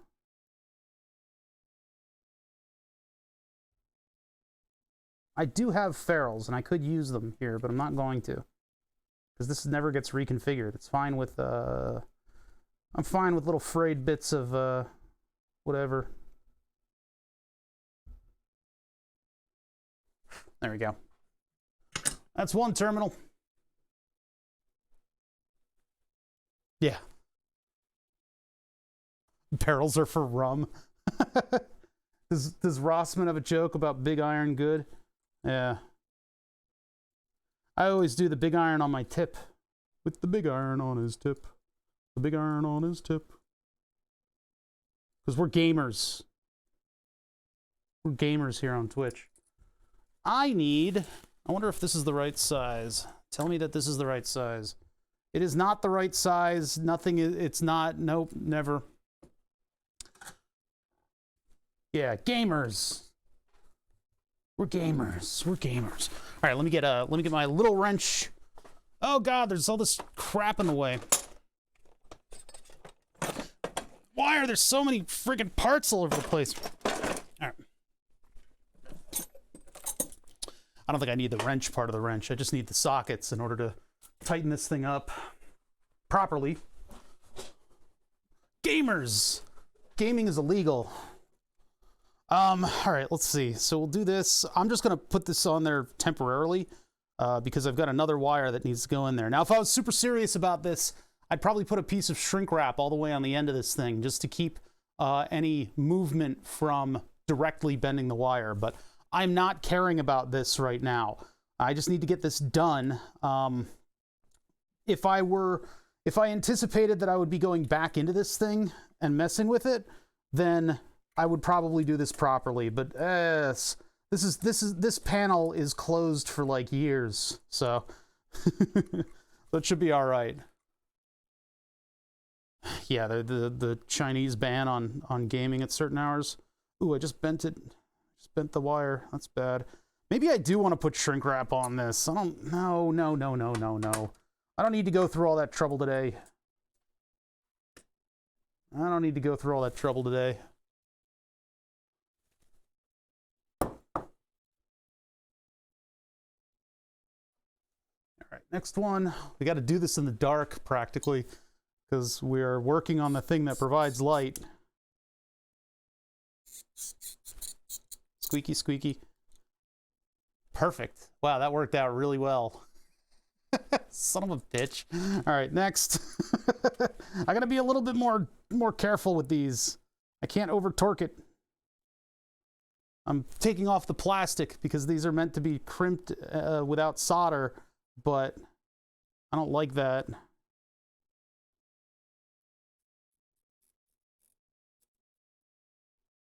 I think maybe I need to do it by hand because I think I'm damaging it by giving it that shear angle.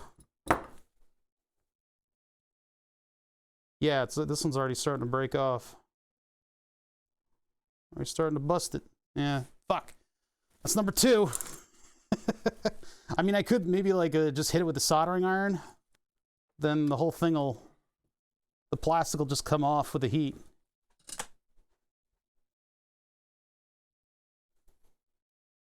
Do. Solder, solder, solder. I could just use like, see something like this.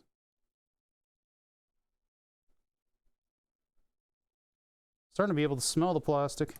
That's not going to work. Well, just grab it anyway.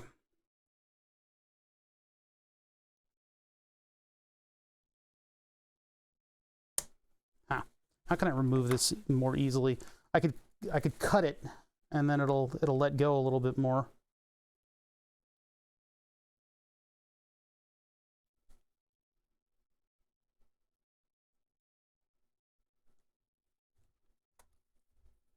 If I grab it now, will it just come off? Yep. There we go.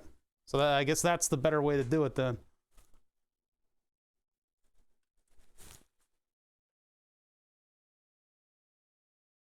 What? What'd you calculate? What are you calculating? Why are you calculating things? What is that? What are you doing? What are you doing over there? Leave these guys for 2 seconds unproctored and look at what I get. I get equations. Nobody wants equations. What are you calculating? Technically, the line filter should probably be the first stop of power into this thing. But by the way that I have this arranged, I can't really... Okay, maybe I can. I can have the power switch and then... Yeah, we'll do it that way. God damn it. I gotta change everything around now. The line filter should be before the Tasmota device. We'll put the Tasmota device down a little closer to the power supply. Everything is double-sided 3M dual locked onto this.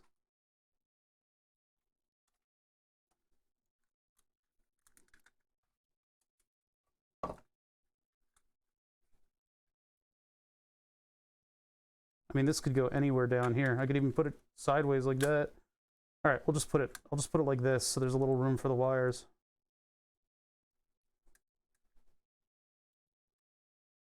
Is that the, yeah, that's the output. Okay. So that'll go there, and then I'll just do a little loop-de-loop, and we'll have one ground wire going down to the power supply itself. On a 60 hertz line, it cuts just above that. Interesting. Yeah, what are we doing calculating things? Friggin' weirdos. Okay, so yeah, those will be screw terminal to screw terminal. That'll just be that little short guy there. Where's the other one? Where's the other blue wire that I had? Those are those. These are they. That one's that one. This one's this one. Where's the short blue one that I had? Okay, whatever. Fine, fine, whatever. Oh, and it looks like the other end needs to solder to this. So that one is going to go to the EMI filter here. That ground will go up to the screw terminal, and then we'll have the other one come off of this down to the power supply. I believe that'll be the correct order of operations for everybody. That way everything is filtered, so I don't know, maybe. Well, but then that begs the question, what is, okay, so the DC switching noise feeding back into the power line is what I'm trying to prevent. So do I want this to be before the DC power supply, and that way it's filtering that out, and the Tasmota device isn't subject to all that noise? That's probably what I want. Damn it! God damn it. Son of a bitch. You're going back where you were. You little bastard. You need new tape though. It needs new dual lock. Now that I've moved it. A big piece of hair in there. This is taking a lot longer than I thought it would. I mean, I'll be, you know, hey, if this takes me 5 hours to wire up, that's fine, but I didn't anticipate this being the only thing we did today. All these projects, they take a lot more time than you always think they do, you know? They take time to thing do time take of project thing. I wasn't even supposed to be here today. All right, let's cut this. Get this all wired up, ready to go, or flyered up if you're at a game.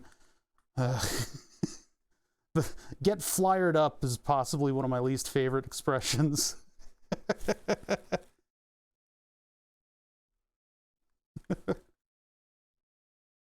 The second 90%. Yeah, exactly.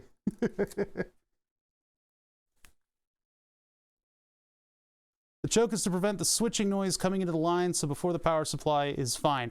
Yeah, that's what I'm thinking, because we want to keep the noise off of the line. So if I put an RF device on the other side of the choke, that's stupid.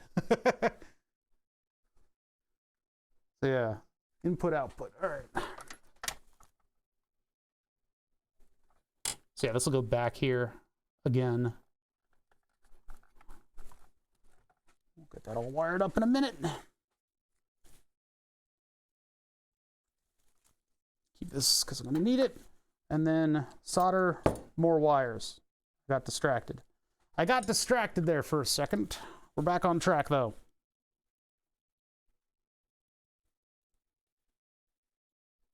I've been trying to sort out the refinery section of the Satisfactory game that I'm playing.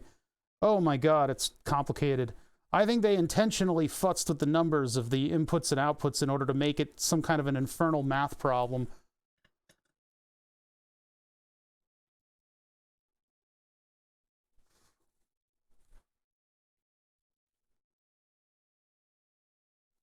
What is this? If you want to get rid of the noise on your own board from the outside, apart from the line, you're going to need shielding against EMF. The calculator's using linear algebra. Linear algebra is great. Great. Because it was my major, practically, in college. Except for the fact, like, learning linear algebra is really tough, because you got to get all the fundamental principles behind you. And once you do, you get to the matrices, and the matrices are hilariously fun because you just move stuff around until it makes sense. And you get to do that. You could just move stuff around. We invented linear algebra, what was it, in the 60s in order to get us to the moon. Cool stuff. I could be wrong about that, but I don't know if I am. I don't know if I am wrong about that. Okay, so this just identifies line and load. I guess this is symmetrical, so it doesn't matter which one's which. I just need to get L and N in the right parts. So blue wire is load. Yeah, blue wire is the one that actually has the phase on it. And the white wire is the one that goes to cabinet neutral. So we're going to put neutral load. So L's down here. So we're going to put load down here like this. Now, this thing comes off and goes straight up to the Tasmoda device. I guess I'll just do them to the side, and then I can do it like that or something. Yeah, exactly. That was high school math, though. College math was like, you know, you're probably going to need to use a computer to solve this. You know? They let us use the calculators, and that's the only reason I got a degree in motors and controls, because the calculator let me do all the matrix algebra. I got really good at programming a TI-98 very, very quickly. That thing saved my academic career in that it did all the stuff for me. It did everything for me. I was so dumb.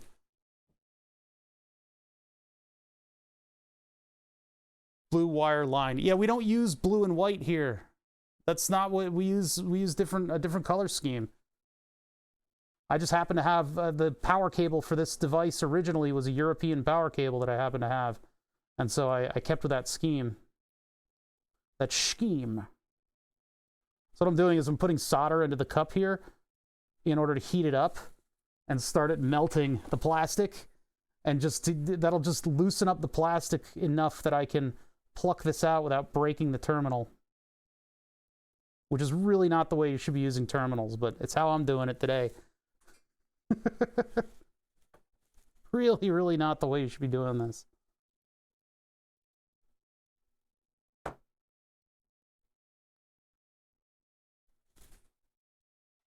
Are you guys going to start lording European wire color schemes over me, like to try to be better than we're better than Americans? We use blue wires.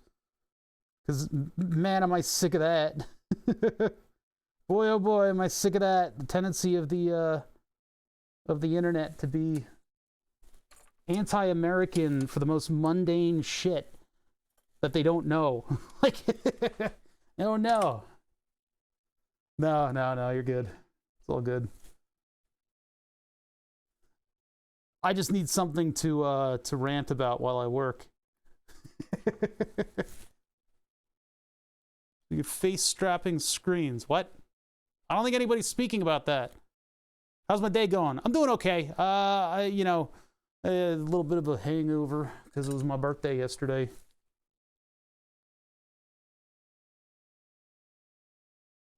Speaking of face strapping screens that go on sale for Black Friday, been meaning to get a new one and enjoy Half-Life Alyx. Oh, you're talking about VR?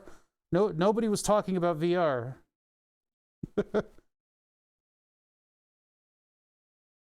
I thought that wouldn't go on sale just because, like, you put yourself on a list in order to buy it. Do they have enough supply of those things now? Oh, thank you for the happy birthday. Yeah, I thought you go on a list. Oh, you were talking about VR? I missed that.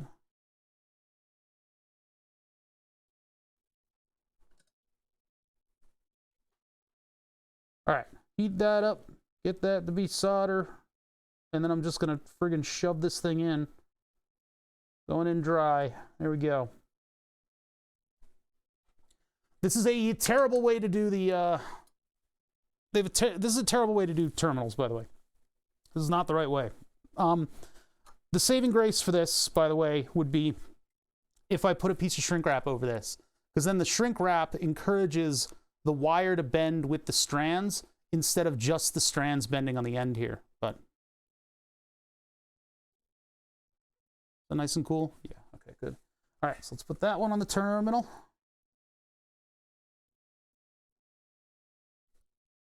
I got 2 more to go. 3 more, actually, because I'm going to run that other ground wire. So yeah, this one will go all the way back up to the top. These go to the Tasmota, which is just literally just this tiny little loop like that. And then I'll have another one coming off of this that joins up with these two and goes into there. That's how we're going to do it.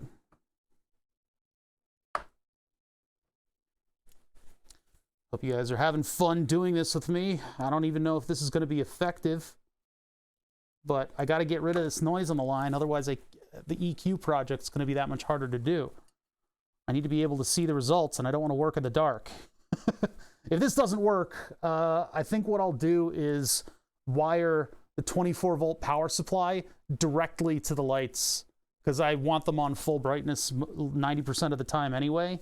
I don't really ever dim these lights very much. And in the future, I can look for a Tasmota dimmer, I guess. Like I don't know if they sell those for LED lights, because it's 24-volt LEDs.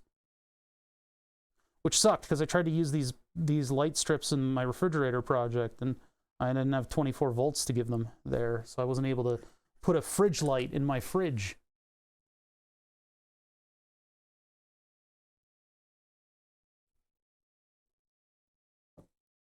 I need to get more terminals. At least I got them. At least I got plenty of them. I just wanted these to be, I wanted these to be the little, like, ring terminals, not these spades. That's not a spade terminal. What's that called? A fork. I don't give a fork.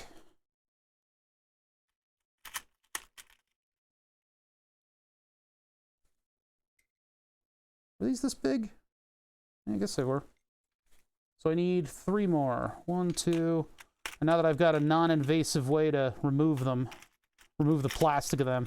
I don't like these ones with the plastic on it. I should get some. I should buy some. Get some. Brown ear. It ain't me. It ain't me. I ain't no fortunate son. I should probably be using these. Yeah, these would be better. Oh well. These are thicker too. It's all right. We're not dealing with a lot of current here. It's only lighting. All right, you're keeping this thing from closing, so there goes that bin.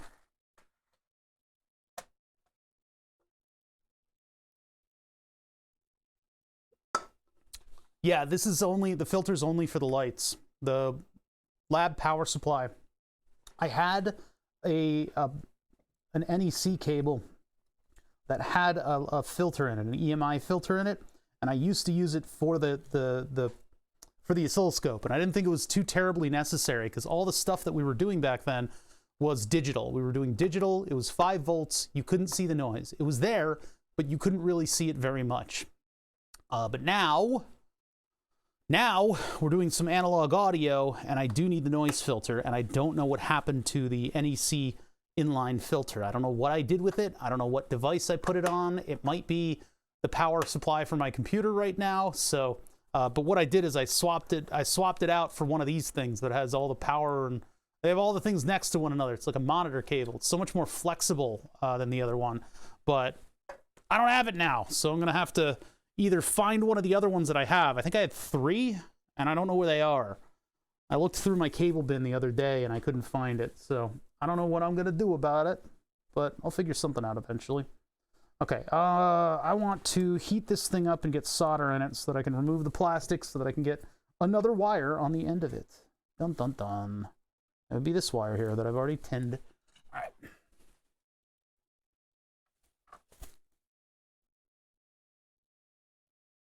Yeah, I got plenty of those. We'll attach them. I mean, the donuts, I think I have a couple stashed away somewhere. I might have thrown them out, though. I don't remember. But putting those on the DC line will probably help with switching noise. I think maybe, like, at the LEDs is where the all the RF is being generated. So it might be tough for me to actually get rid of all that switching noise. There was a technique using a capacitor that would get rid of the noise, but I couldn't find any information on it, and people said that it wasn't actually the solution or something. But that was a cursory search. There was something to do with capacitors and the 3-watt LEDs when I did the big globe project that was solved using a cap. That is not good, actually. I need to not do that, because I need the screw to grip the top part of the spade. That's where a lot of the connection is going to be. So let me clip this a little shorter. Need to heat the whole thing up again. There we go. Clip that a little shorter. I can't see the spool yet. When I see the spool, I'll get new solder. I only have 1 reel of solder in the shop. I'll probably order the exact same solder again, because this stuff has been good.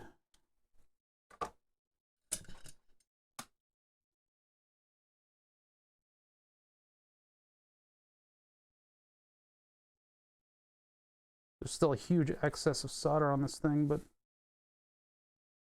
yeah, I need to remove some of it. Let's do this.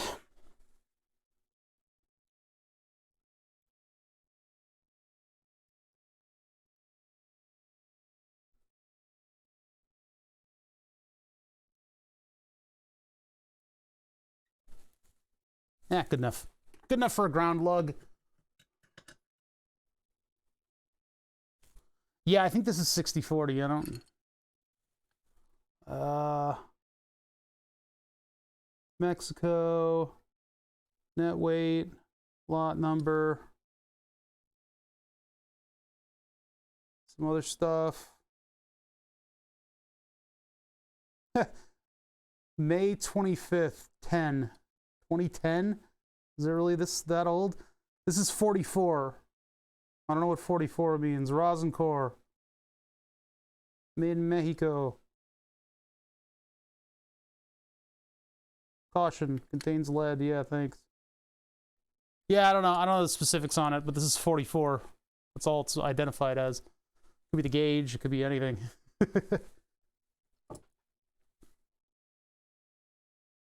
Oh, there's a big blob of solder on the end of this. Oh, that's gonna hurt. Okay, got it. I got it. I got it.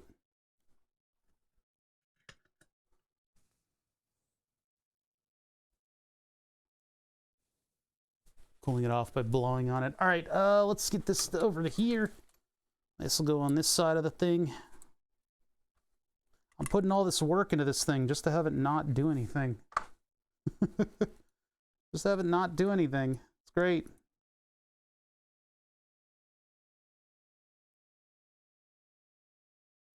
I guess I could probably put this on the scope itself. Not this one, though. All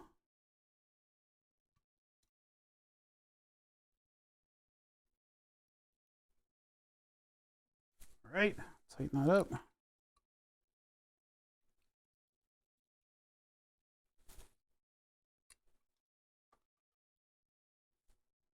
I think they have DIN rail type this kind of stuff. I think so. Should be able to find it. Theoretically. Okay, 2 more wires. 2 more wires. $2. I guess these will go like that. I should probably do new wires for these. Actually, I could just reuse these. These are a little longer. The copper is still shiny. I did the Tasmota update on this thing, at least fairly recently.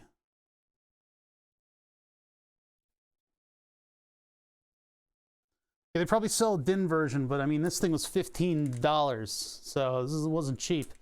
So it'd probably be better just to buy a DIN rail generic mount and just, you know, just attach this to it. Whew. Hey, stomach. Fuck you. Deciding to give me a nice Red Bull burp right in the middle of when I'm trying to talk. All right. Continuing on with the filtering and the power thing and the whatnot. Even the desk light is providing a little bit of EMI. Ridiculous.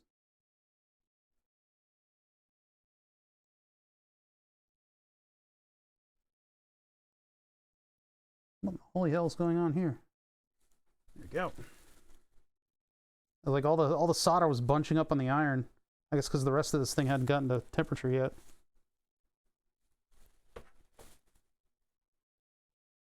Oh, I didn't pre-tin. Pre-tin! Be kind to your wires.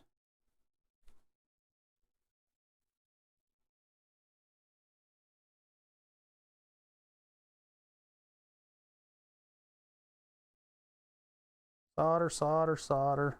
Mushroom, mushroom.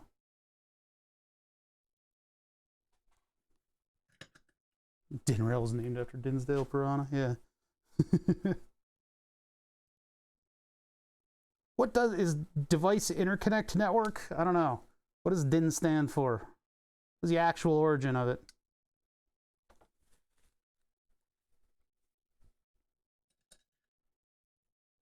Next. I gotta heat up the whole thing again. Sometimes it can be tough to get enough heat into stuff like this, especially when you've got it in a metal vise. And then the iron doesn't make good connections. Sometimes you got to add a little bit of solder right to the iron, and that will give you a good thermal connection to everything else.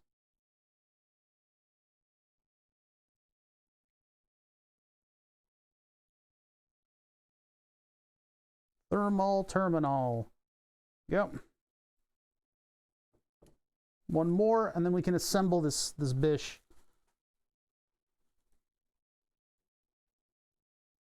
One more. Hey, look at this production. Look at this production value today.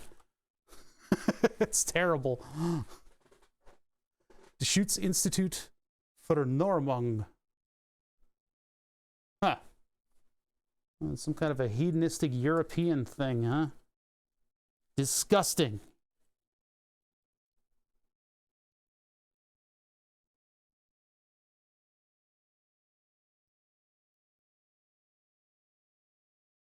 Solder, solder, solder. Get that heat in there. Let it get nice and hot. And then the plastic just plucks off. And I have pre-tinned. So now I can just insert my wire. These are not made for soldering. Not made for soldering, but I'm going to do it anyway.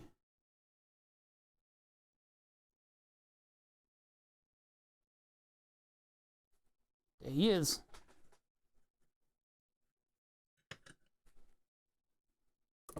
All right. Let that cool off a little bit. It's still too hot to touch. Too hot for Twitch.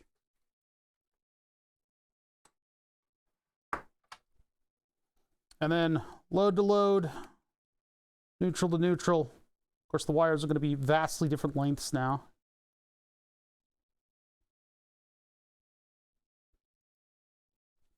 The two-washer terminal thing is kind of difficult to work with. It's hard to get the plug in between them.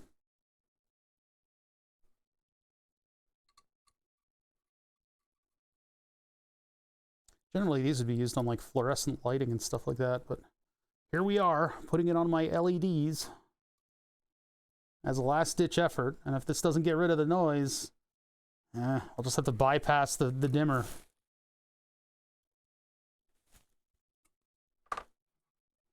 Too hot to trot. Okay. What a mess. Let's see here. Let's get rid of this for now. I'll have to put little pieces of spiral wrap on it in order to keep everything from being a big bird's nest of wires. I don't like that.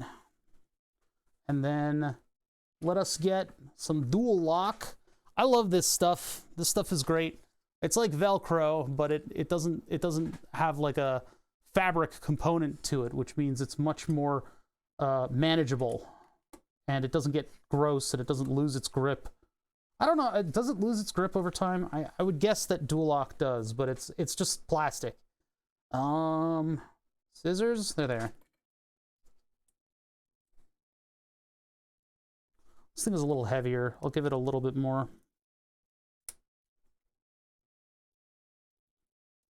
Plus, there's only one side to it.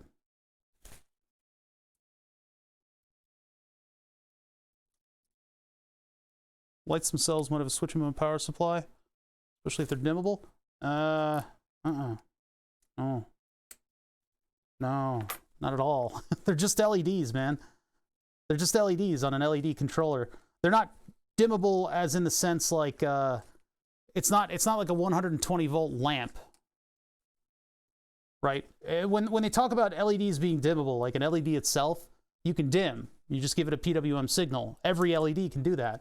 But when you're talking about dimmable, like home lighting LEDs, that's different.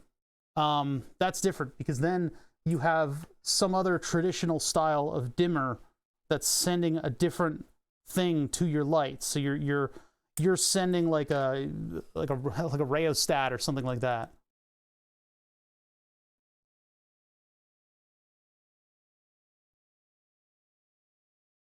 What are you talking about?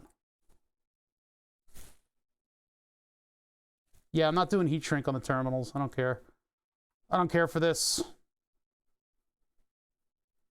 But yeah, in a sense, like what are the LED strips? They're 24 volt LED strips that are just an LED and a resistor, and you just give it 24 volts, and then it's got the current limiting resistor in it in order to make sure that the LED gets, you know, what it needs in order to light up. And there's maybe a couple of them in series, but they don't contain anything other than LEDs and resistors. And so that's where this LED controller comes in, this thing up here.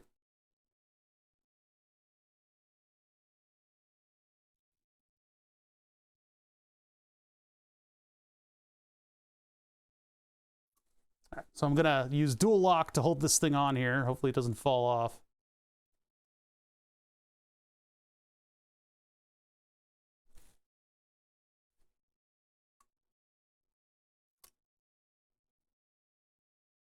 Insufferable. All right. Let's put this here so that it doesn't hit anything metal and it doesn't come close to anything metal. I don't exactly have stuff to protect these terminals, but if this thing falls off, it'll probably short out and then break my surge protector.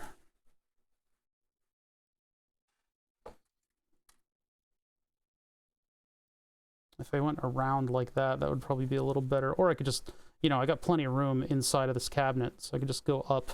Just go up with this thing. That's fine. It's unfortunate I can't go up with this side, but yeah, gotta live within the bounds of what we're creating here.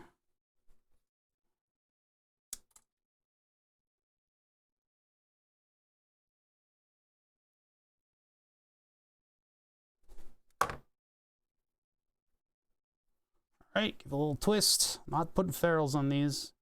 These don't deserve ferals. Shit. Fuck. I just cut it instead of stripping it. Why was that even capable of happening? It shouldn't have been, like, that should not have been possible, what I just did there.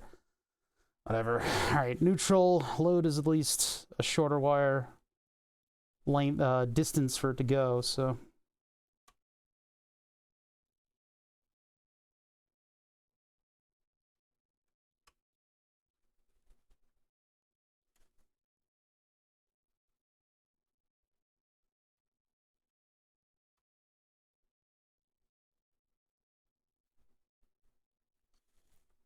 All right, nice and tight. That's those two. Now we need ground. Over here. I'll just run it like that. That's actually the right length. Neat. That's kind of neat. I got it right.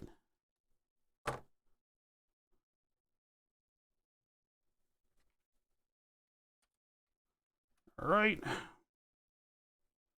Oith ground. Earth. Orth. Ta-da.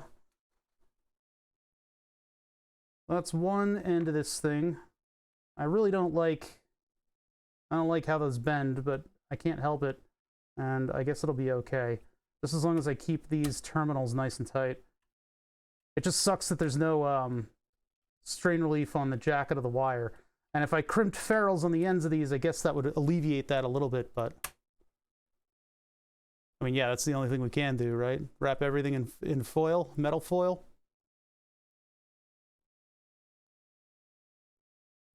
If I put the scope in a ferrite, I mean, yeah. If I did that, no, I'm not gonna. I've used up all of my tiny spade connectors. I don't have anything small enough for these. Plus, they'll stick out in such a way as to potentially make contact with the metal. I don't want to do that.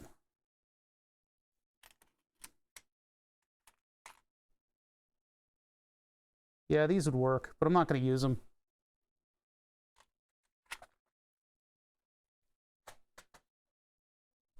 I mean, if I worked inside of a ferrite cage, yeah, of course it would block all the all the noise. I mean, I guess what you're getting at is that the PWM switching noise exists in RF, and that's what's getting into like the cables for the scope. Whereas right now, what we're trying to do is reduce the amount of line chopping that could potentially be filtering into the scope. We're not sure which one is the culprit. So right now, we're getting rid of it on the power line from the power supply. Maybe that'd work, but there's potential for that noise to exist in the air, basically. In which case, I do have ferrules that I can clip around those lines up there. And I'll have to try them out.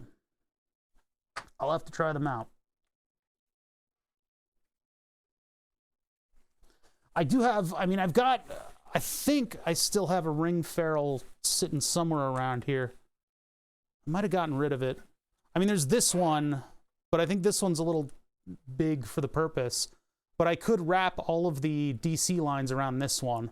I bought these clip-on ones because somebody was doing LED lighting in their car, and they bought all these clip-on ferrules, and those apparently solved the problem somewhat, but I don't think they're effective enough. I don't think we're going to see any effect from them. So I think maybe we'll use this one, and I'll have to wrap the DC cable around it up there. We'll see if that does anything. I mean, or I could wrap it around this right here. That would be less stuff to disconnect. Maybe I'll do that.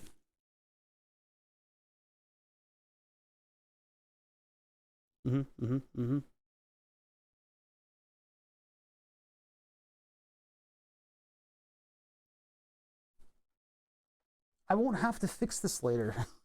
This is fine. The fact that I'm not using ferrules is like somehow unacceptable to Twitch. I don't get you guys sometimes.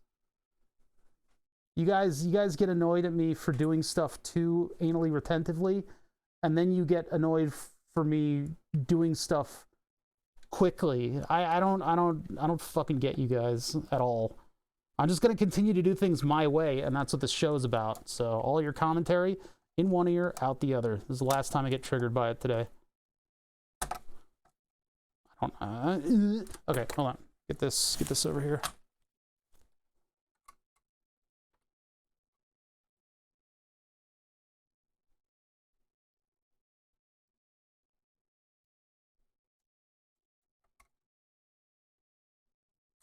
Should probably use the wrench on this so that I can get these nice and tight, but they'll be fine. I'll do them upwards just because that gives me a little bit more room for the wiring since they're so close to one another. There we go. Okay.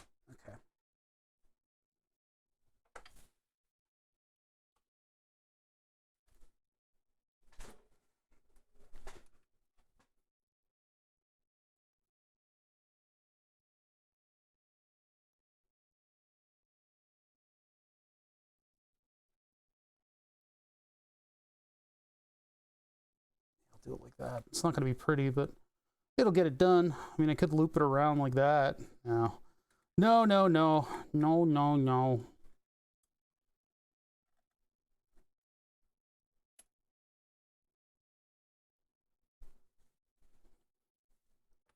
Chat's like doing their best to give me stentorian advice that I don't need.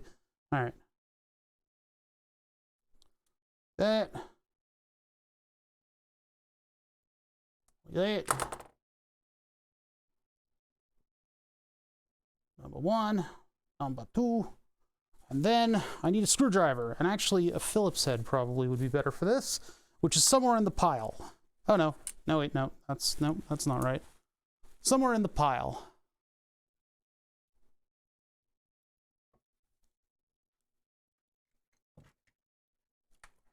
There it is.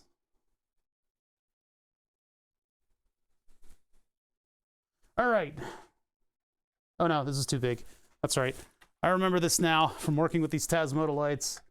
These are little sawn-off switching devices, and they're reprogrammable with something called Tasmota, and it's actually compatible with Node-RED, so you can set up automation with them in terms of like lighting and turning stuff on and off in AC. I'm hopefully going to be converting my the face lights that I have, the ones that do the different color temperatures. I want to convert those over so that they're also Tasmota. And that way what I can do is I can use my Stream Deck to send an HTTP request that shows up on Node-RED, and then Node-RED turns on and off the lights. So I've also got OBS talking to Node-RED insofar as I can switch scenes and have the light that's over my shoulder right now, that's partially being blocked. You got a weird beard view today. I can have my shoulder light turn on and off as well, depending on what scene I'm in OBS. All that automation. Part of all that automation is just making it easier for me to start and stop stream on a whim. So I hit a couple buttons on the Stream Deck in order to pull my setup through its initialization and get everything looking right and functioning properly. And it means that you guys won't get your eyes blasted when I flip over to the face cam by this light by my side.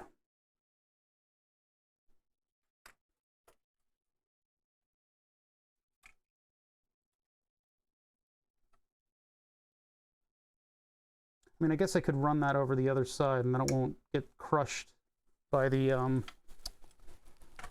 metal outer stuff.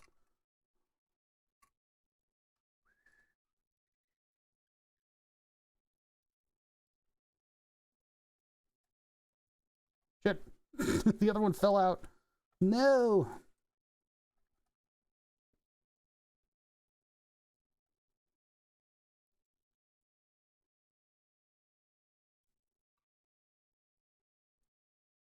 Just got to be sure that these don't move at all, because they're all very close to one another, and they're all at 120 volts.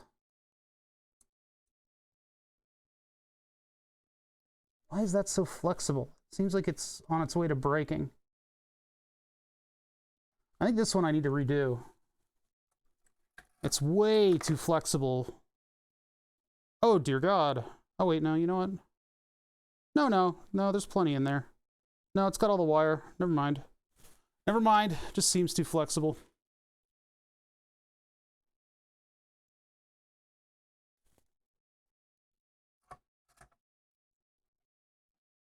Just seems like it's on its way out, but I think the wire is a little bit flexible in and of itself, so.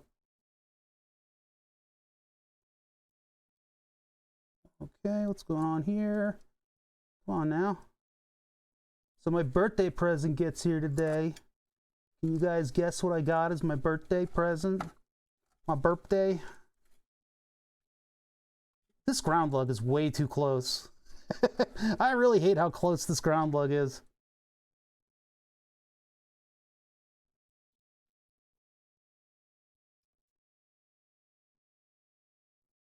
What do streamer boys get for their birthdays?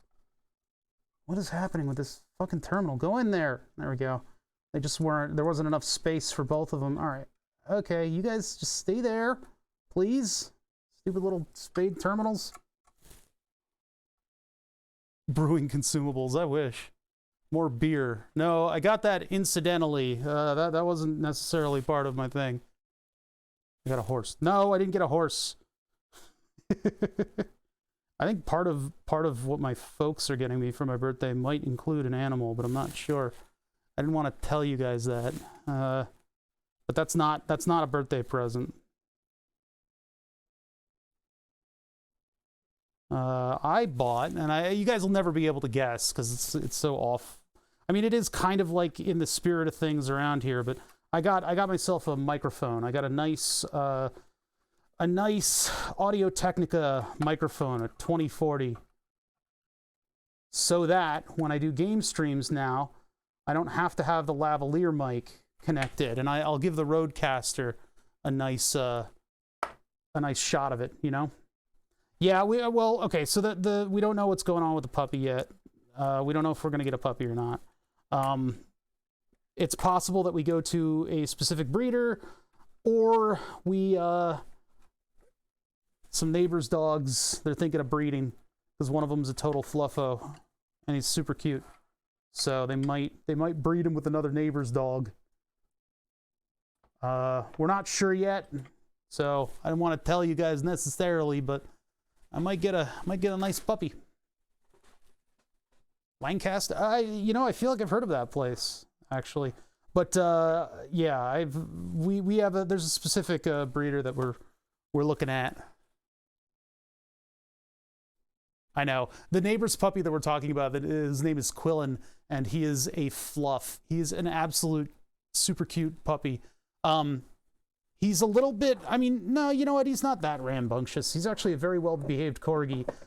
His sister, not sister, but the girl he lives with, the other corgi puppy, she has the best attitude though, because she'll just come up to you and just like, she'll come up to you and she'll just sort of like jump up on your knee and just say hi, and she'll just look at you and be a sweetheart. Quillen is more like, excited and kind of jumps around and stuff, but he's got super fluffy fur. he's a very, very cute puppy. Oh, you'll get puppy cam, absolutely. If it happens, because remember, I'm trying to temp my expectations here. I'm trying to temper, sorry. I'm trying to keep my expectations realistic here, so we don't know. Being a lifelong diabetic means that I have been somewhat, how do I put it? Somewhat tempered against having high expectations for stuff. Because, like, that cure for diabetes that they're coming out with? The one you hear about every fucking 5 years? Every 5 years you hear about a goddamn cure for diabetes coming out. And, I'm just not excited about it anymore. People will send articles to me constantly. It's like the first thing I have to tell people not to do is like, hey, you know that article that like mentions diabetes? Do not send me that, because I don't want to hear it. When there is a bottle with a cure in it on my desk, then I will get excited about a cure for diabetes. It sucks. It sucks that we can't somehow organize ourselves in the direction of actually curing a fucking something like this. Oh, is my face reflecting on the PSU, or are you just observing? Yeah.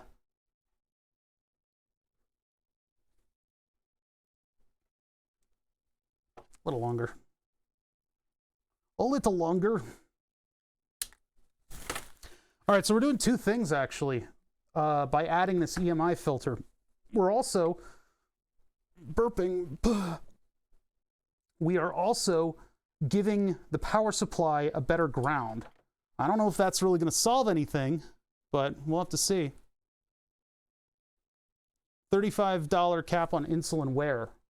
Nationally? Because, boy, oh boy, we have needed that for a long time. And while legislators piss around the bush on this, people are literally fucking dying.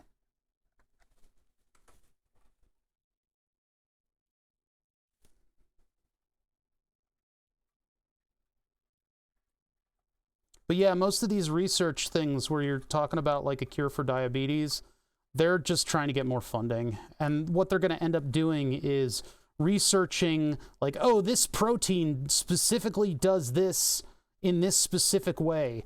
And it doesn't really get you close to a cure unless they accidentally figure out something about it. Diabetes is also a bunch of conditions in a trench coat. It's kind of like, it's not quite as bad as like cancer. In terms of being a bunch of different things in a trench coat, but multiple different things can cause diabetes. And I'm talking about type 1.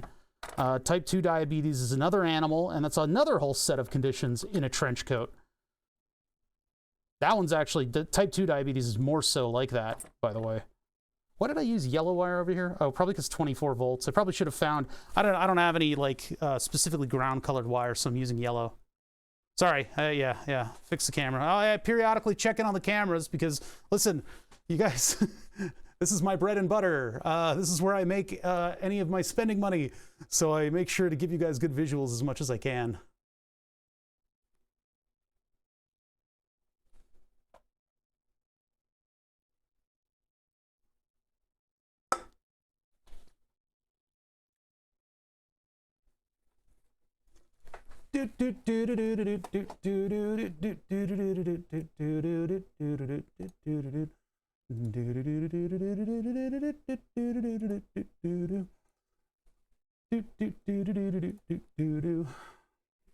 Okay.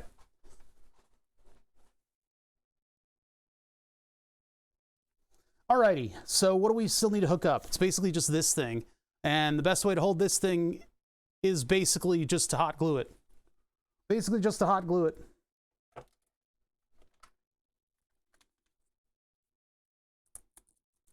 That's the only method that I've got. Although coming in here and taking the old one off was way too easy. In fact, concerningly so. Would have been better. I mean, you know, look, I've got other types of screw terminals, but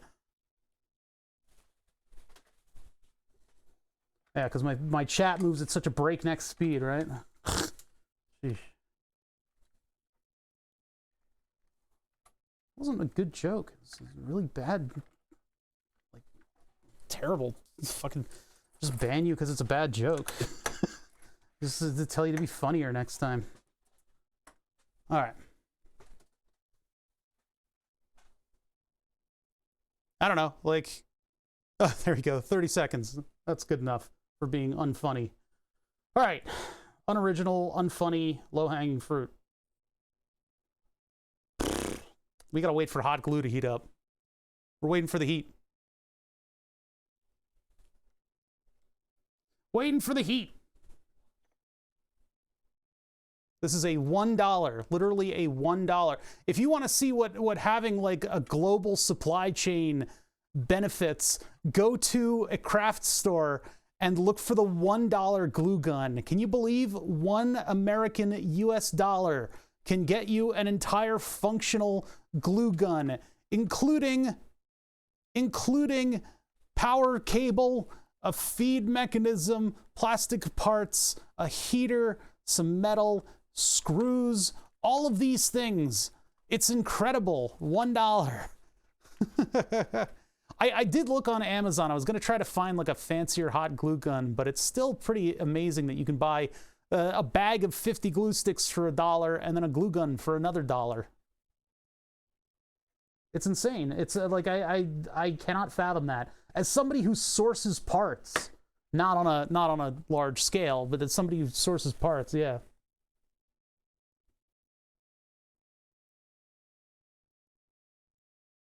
No, that was somebody else. That was somebody else, I believe. Wasn't it? It was like WA something or other. Yeah. They haven't been back. They subbed once and they're gone. I think.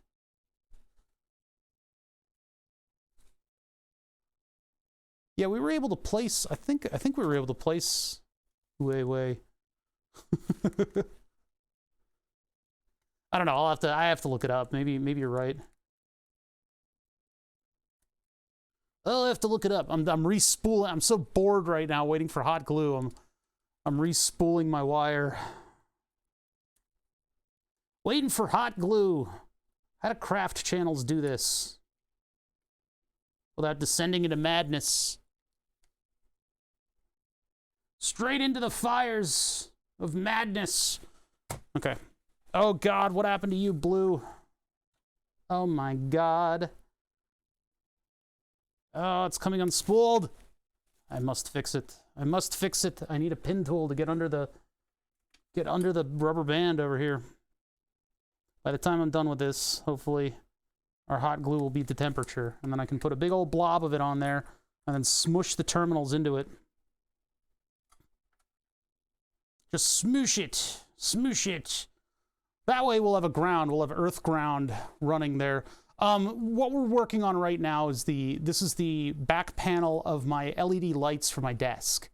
They're dimmable. That's what this thing is doing. They're dimmable, even though I don't use the dimmer very much at all. They are dimmable, and I would, that this dimmer is not a Tasmota device. It'd be nice if this was one thing. But anyway, in sort of using these, unfortunately, they're causing a massive amount of noise. Just a massive... There's like powder on this rubber band. They're causing a massive amount of noise, and that massive amount of noise is feeding into my oscilloscope. Primarily, it's feeding into everything, but we can see it on the oscilloscope, and it is causing me not able to actually work with low voltage signals, which is a problem. So what I'm doing is I'm adding a filter before the power supply. And maybe, just maybe, that'll keep transients from switching, from feeding back into the rest of the system. We've added an earth ground to this as well. So maybe, just maybe, that'll be enough to sort of stem the tide of the noise. However, in the event that this doesn't work, which I am not confident that it will do anything, we also need to put some ferrules on the DC lines going out. But in the event that it does nothing, which is probably very likely, I will probably just bypass it. Just bypass the whole thing. Bypass the switching, the PWM dimmer. And that way, I'll still have this power switch here to turn it on and off if I want. I'll use the Tasmota in order to control the lights, this guy right here. And then it'll always be full brightness, which I guess is okay. I guess that's all right. I ain't gonna get mad at that. That's a hot look. I am mad at that. I should probably switch these two, to be honest. TBH.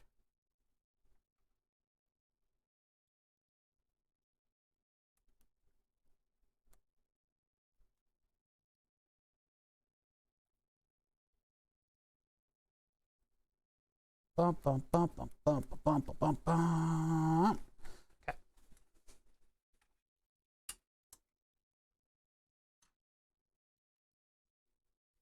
The new power supply would not. Yeah, this thing is spec'd out all right for it. It's just the dimming method. I think maybe if I found a different type of dimming method, like a current-based one, that probably would also solve the problem. That's generally what I've been finding on the internet, at least. We'll just do that like that.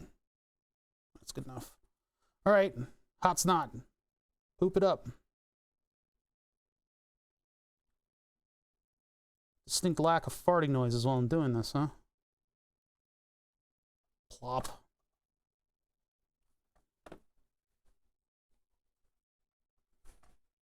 The deed is done. And it's crooked, but it doesn't matter. This is done.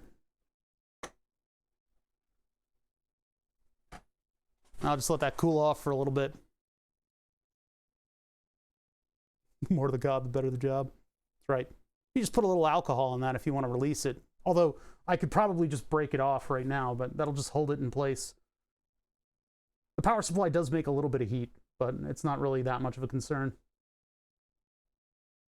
And then last step would be to add a ferrule. Now, do I still have those ring ferrules? Because that would be more effective. Let me see if I still have those ring ferrules. Where would they be? They would be in this drawer, right? No, they would not. Did I run into them when I was looking through stuff, or did I throw them out? Because I never use ferrules for anything. No, I still have one. Yeah, still have one. Maybe this will be effective. I don't know. This little guy right here. Sorry, ferrule, whatever. Ferrules are the things that go on the end of wires. Ferrite.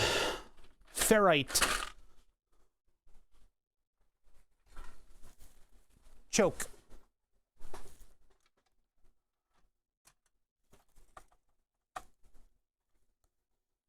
All right, black wires on top. I don't know the difference in efficacy of putting it here or on these lines. I'm not sure.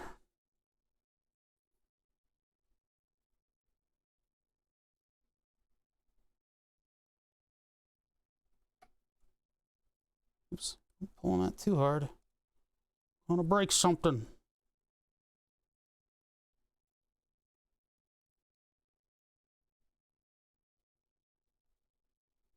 The problem is these might not be long enough once I do this.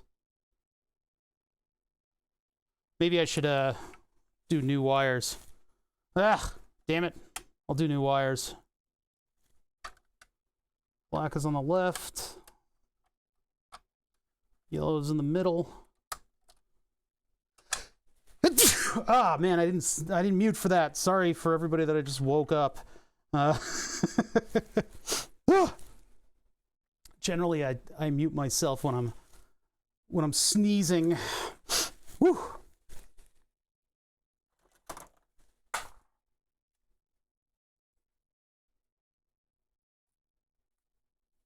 All right, long wire cutters. Why are cutters? There.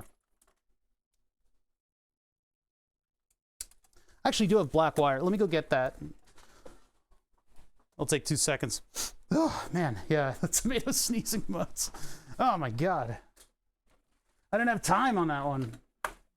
I would have shielded you, chat, from the terrible reality of the fact that I sneeze. Actually, Tomato, when he mutes, he's not sneezing. He's actually taking a spoonful of peanut butter.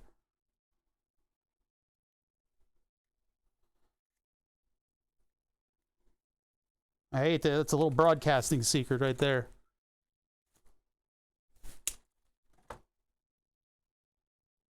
Yeah, I have a bunch of clamping cores, and we tried one, and it didn't do anything. At least on the scope. I don't know about on this. You know, I could do that, but I feel like wrapping this thing around like twice is going to be much more effective. I just heard I heard a screw fall on the ground. I don't know what that... Hopefully we don't need it. Yeah, the question is, should I use the more stubby one, or should I use... Because I got this one here, just a simple ring. But I also have... where did the other one go? I didn't put it away. I didn't put it back, so it's around... Oh, here it is. I have this one. Which one is going to be more effective? The stubby or the larger one that I can put multiple turns on? I'll probably do multiple turns on this one too.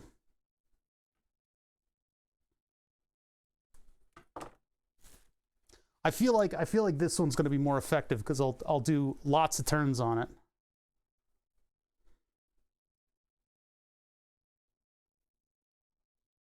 And this isn't very high current or anything, so maybe we'll give it a little bit more. Put that a little closer in, like that. Let's get our turn on.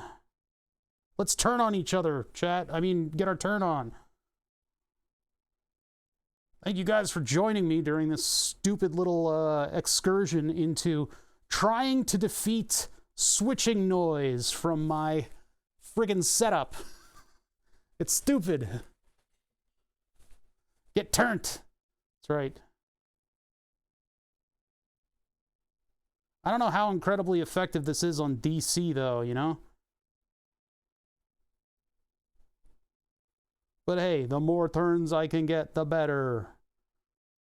This is not going to reach.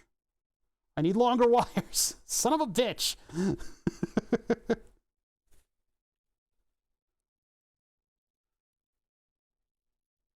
Wires and hot glue chokes. That's right. That's what we're all about today. Quality. The quality of it. This is good work. Watch this thing make like more noise now. It's like, holy shit, there's more noise. What is this? I think, you know, I could get away with like one or two more, but I think, yeah, we could get away with another one. We could do another one on this thing. Oh, maybe I can't. Getting a little tough. Getting a little tough to get the wires in there. I just want to give it my best shot at defeating noise. Look at that thing. Look at this motherfucker. Holy shit.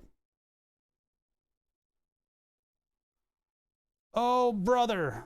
I had to tell you this. Spent weeks watching your Satisfactory streams wondering what in the world are Mark V belts and why would anybody need a Mr. Bean car to move around? I'm just working at a warehouse and I now understand everything.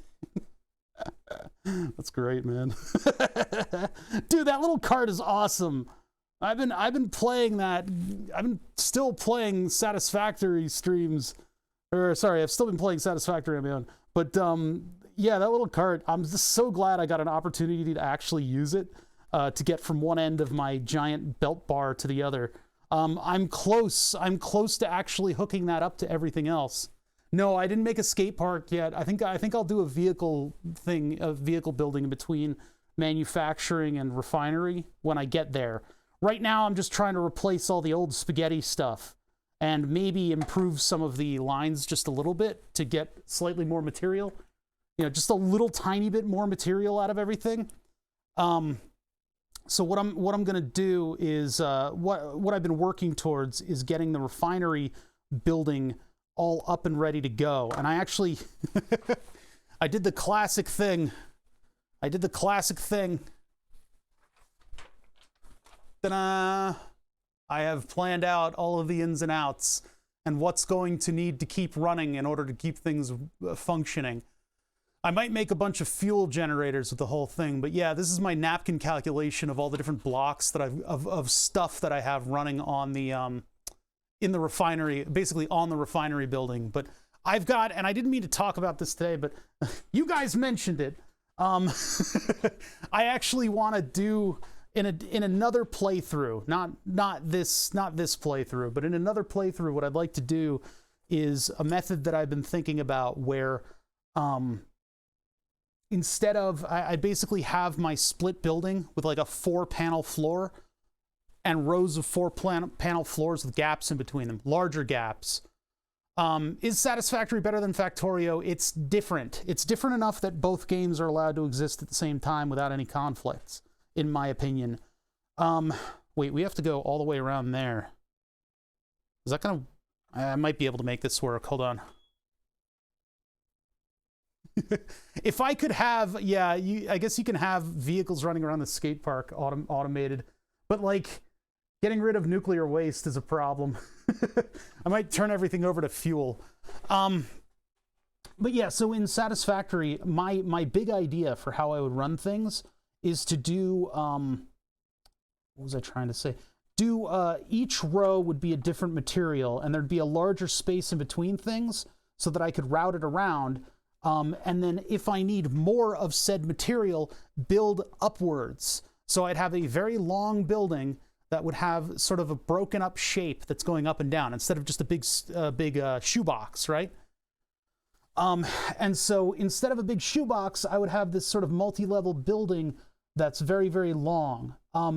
Also, instead of trying to use waste products, I would simply bottle it and throw it out.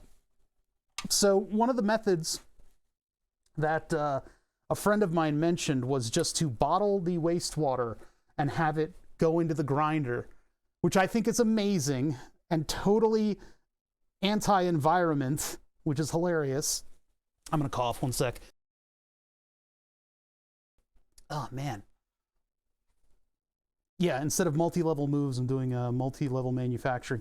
I remember back in the day, and I don't know if anybody else knows this or remembers this, but multi-level moves was sort of a precursor to parkour. Multi-level moves was like this dojo that taught you how to like jump and do cool flippy jumps and shit. Instead of like, you know, a multi-level marketing scheme like MLMs are now associated with.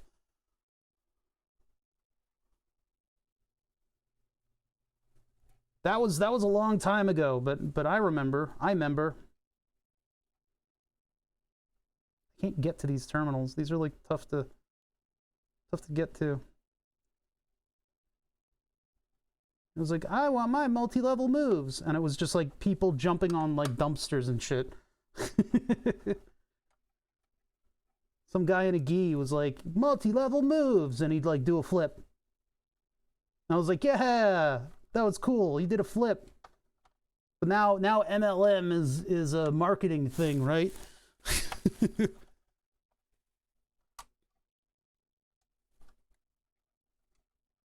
What are we working on? This is my lighting thing. That's all I got. That's the only explanation I have. My lights are putting way too much noise into the rest of my system. And so I am trying a bunch of different things at once in order to clean up the signal coming out of these things, because they're PWM. Yeah, that's what I said. It was like a precursor to parkour. But yeah, what's happening is this thing right here is switching my desk lights, which I probably need to replace this thing. I think when I had that Tesla coil, when I bought my 3D printer, I got a $1 like miniature Tesla coil that you could activate with like sound. And so I made it, and it fucked up this thing. It somehow made my lights dim, even though it was super far away from it. It caused that much interference on the line. So it's possible that this thing is broken. This will not reach. God damn it. Son of a bitch. All right, I gotta uncoil one.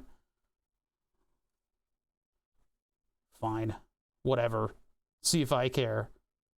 But yeah, so this thing, the PWM scheme in order to dim the lights and stuff is actually causing a hell of a lot of noise on my system, which it wasn't a problem because everything we're working with is like 5-volt DC, right?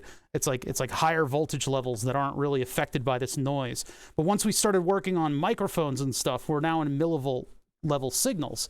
So what I needed to do is do something in order to get rid of the noise on the line. Number one, I added an EMI filter. Big old box like this thing. This thing is like what you would put on like fluorescent lights and stuff in order to keep them from causing a bunch of interference. Well, same deal here, right? This is the switcher that turns on and off the lights remotely so that I can hit one button and have all the lights come on here in the shop at once. So I'm ready for streaming. This is the dimmer. This is possibly what's making all the noise. I added a ferrule to the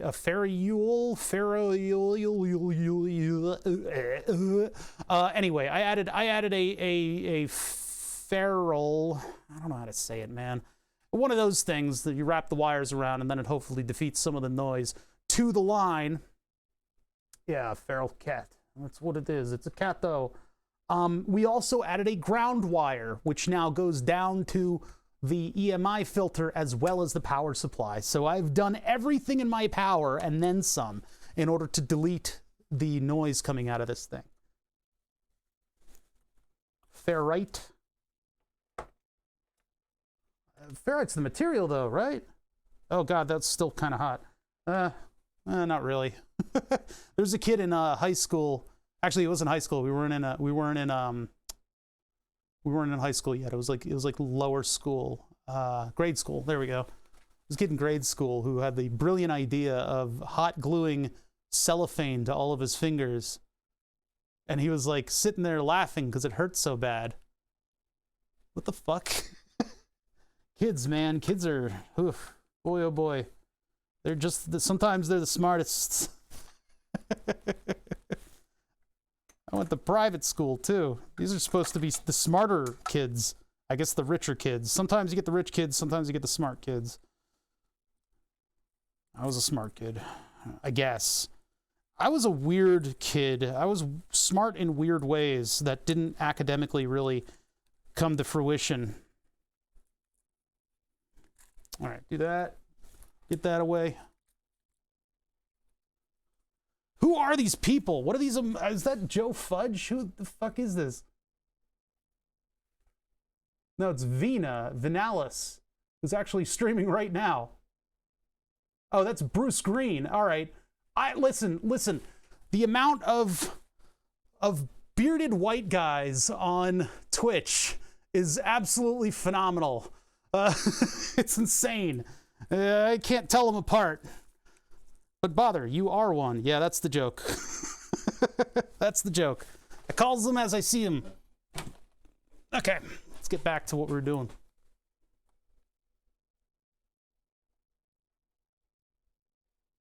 Reverend just putting Elmer's glue on just to peel it off. Yeah, I do that on my nose sometimes because I have giant pores on my nose.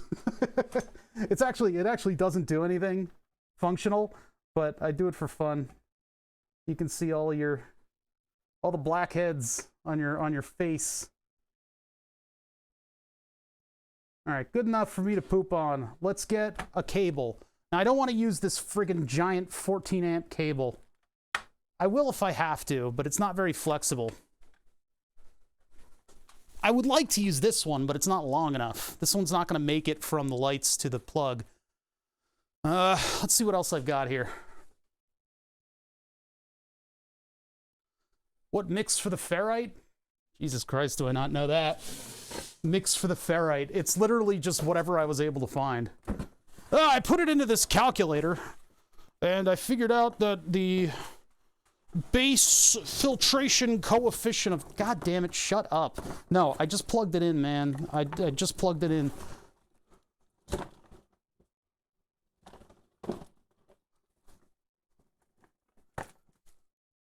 Triumph the Insult Comedy Dog was best when he was on Saturday TV Funhouse.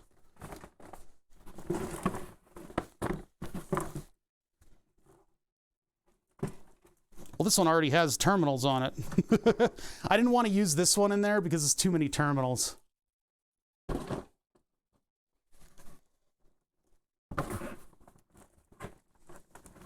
I'm feeling a little hypoglycemic. I don't know how long I'm going to end up streaming after we get this test done.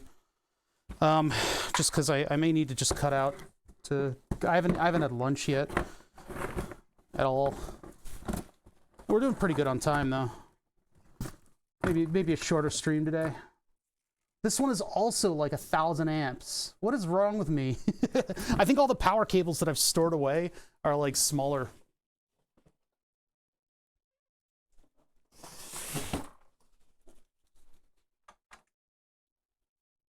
Yeah, let's use... I guess we're going to use the fan one.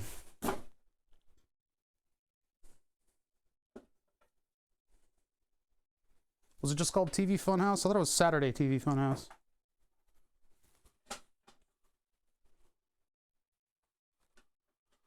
All right. Yeah, we got to use this giant one. It's a little bit inflexible. I could really use one of these, but I don't want to cut a perfectly good IEC cable.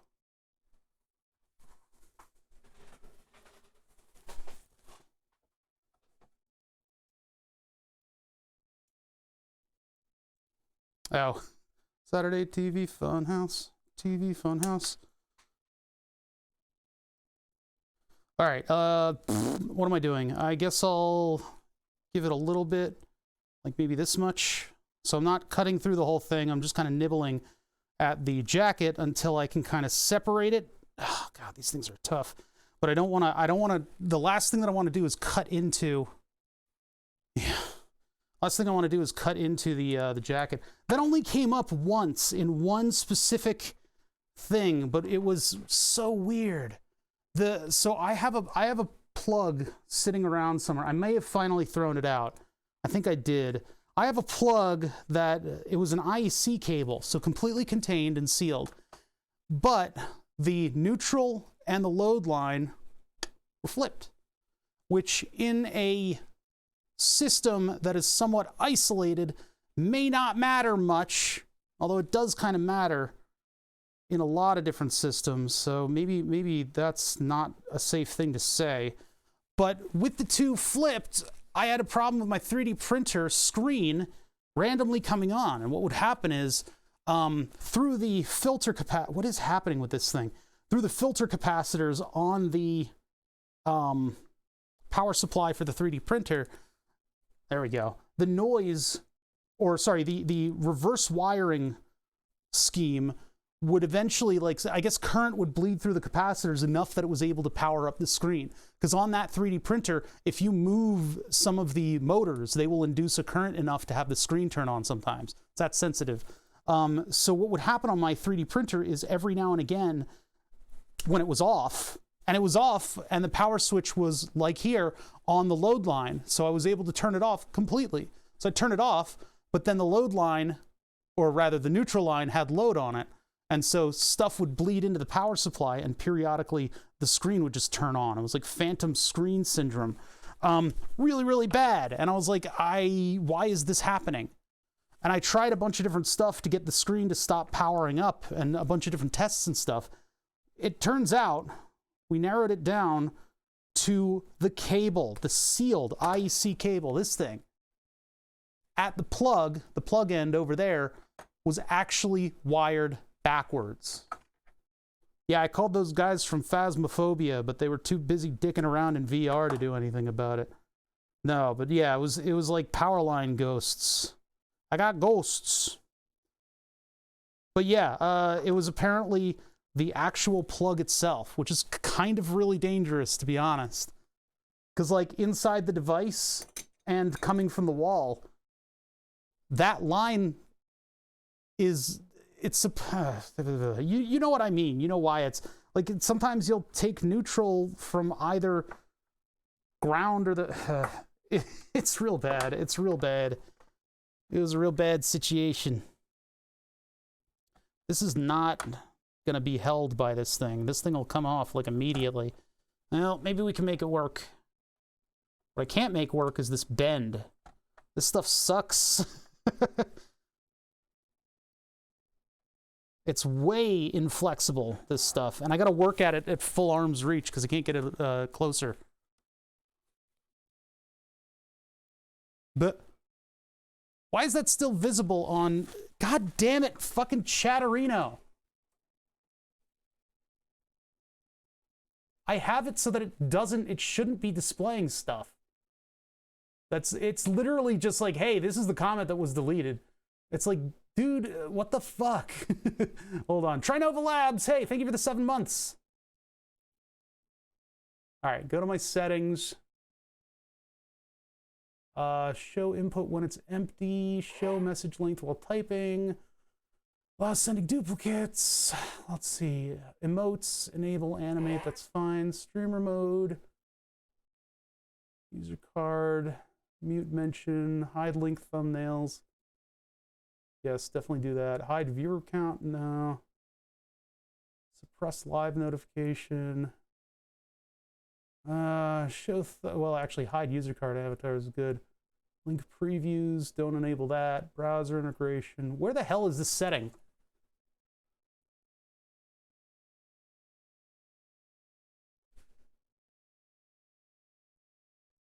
Huh? Oh, well, probably just because I'm not focused on the window. That's weird because they did show. I didn't change anything. I didn't touch anything. I'm just in the menu right now. The fuck? All right, hold on.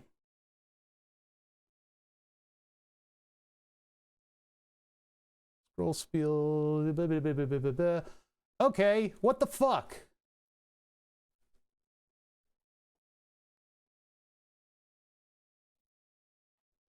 Show deleted messages. Do not.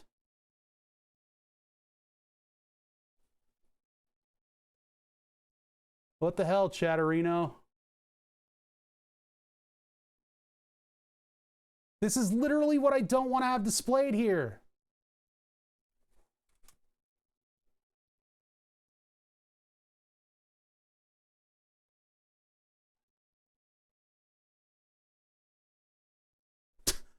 What the fuck? What is this?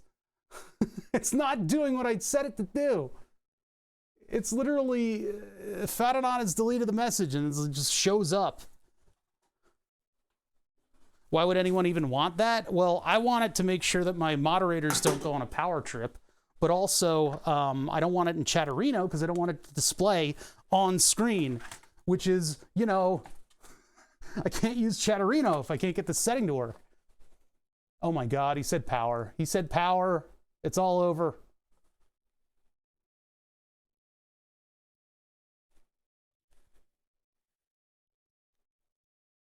I mean, I'm not in moderator mode right now, right? Blah, blah, blah, blah, blah. It's got to be in the regular settings, and in the regular settings, I've literally set to hide deleted messages, and yet it's still showing them. What is this? I don't like this program anymore.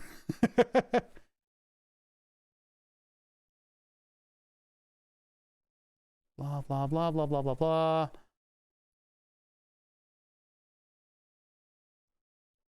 Mention users, blah, blah, blah. Show moderation messages. There we go. It took a second, but it did delete. Yeah, that's what I was thinking, moderation mode.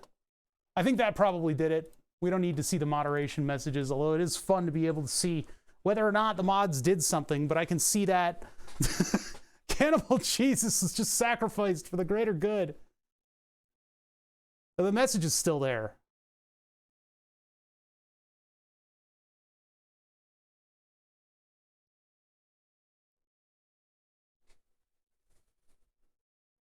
Why is ooh still there then? Because that wasn't, oh, was that the one that was actually deleted? But it's still fucking there. Oh God, what an ass. Hold on. Why is it doing this? What the fuck? What other setting could there possibly be? I guess I could try turning it on and off again. Oh.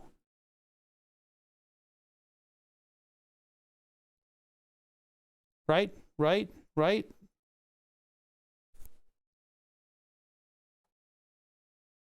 Like these are the, yeah, I think it's gone now. These are the settings that I want on, like I want to be able to see moderated messages on regular streams and stuff. I like that. But on my stream, no. The shadow's still there, but the main message isn't? What?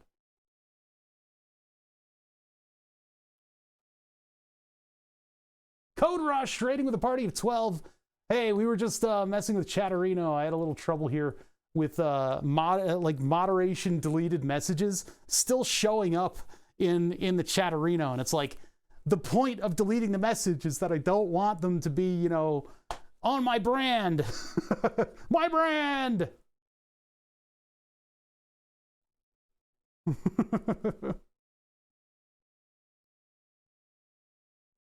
Didn't stop the raid. Oh, he's in the middle of something? Well, hi, Coderushed. You guys should go back to Coderushed so he can finish whatever the hell he was doing. That's funny. Sorry. Yeah, we were in the middle of wrestling Chatterino to actually like moderate things properly. Building anticipation for the next stream. Well, hey, thanks for the raid. Thanks for the unintentional raid. We're working on my lighting right now. There's too much noise. Too much noise from my lighting. The problem is I don't have a good thing to hold this cable down. This cable's like a big deal cable. I think I got both of the options, yeah. There were 3, actually. One is show deleted messages, show moderation, and then another one for show single deleted message. There are 3 options.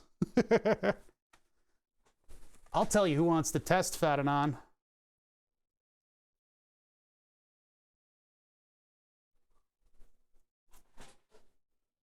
Well, son of a bitch!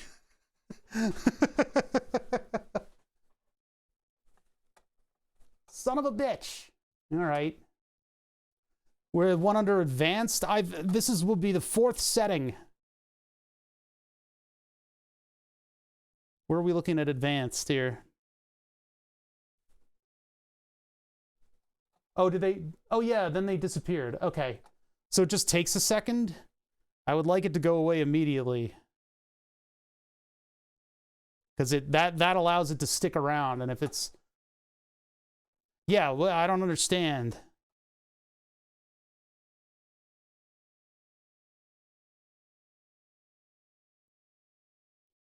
Load message history on connect, max number, message and mentions highlight tab. Ugh. See, I'm only using Chatterino as a way to put chat up on screen.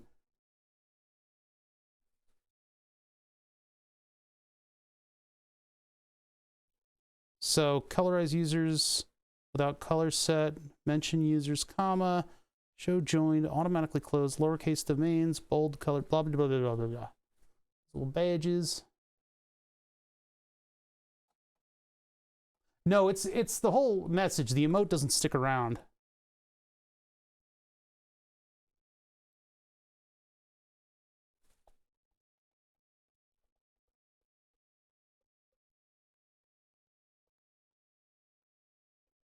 That's only R9K stuff in advanced.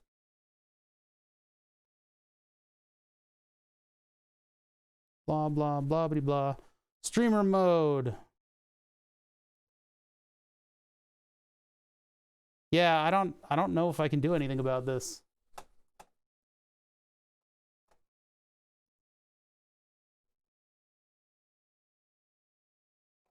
A bigger delay. No, that doesn't... Ugh.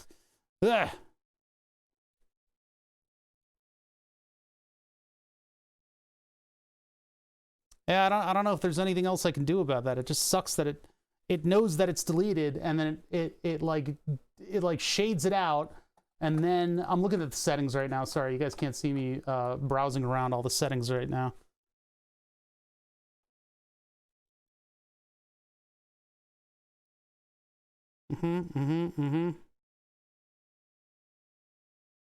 Show deletions of single messages, show moderator messages, neither of those, suppressing those. Join users, blah, blah, blah, blah, blah. Try to find usernames with the @ show usernames, auto completion pop-up menu. None of this. And the other one that I disabled was, there was another one about showing moderation messages and stuff, right? Show moderation messages, deletions. There was a third one, right? I think it was like up a little bit or something. I don't want to like dox any codes by looking at the wrong part of the... Like, I can't show this stuff. Tab on button, blah, blah, blah, smooth scrolling. Messages. Alternate background color, no. Show deleted, no. This is the other one. This is the third one. Show deleted messages. I don't think there's anything I can do about this. Yeah, you guys don't get my auth token. You're not allowed to talk like oh bother. What a piece of shit this application is then. All right, well, that's how it's going to have to be. It'll just show it for like just a little bit, and then it'll disappear.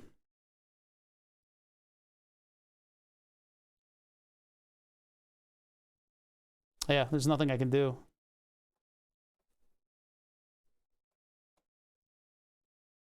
All right, anywho, back to it. I'm almost there. I don't like this wire at all that I'm using, though. I really don't like it. Mainly it's because I don't have anything to anchor it down. I only have this little twist tie up here to kind of anchor it in place.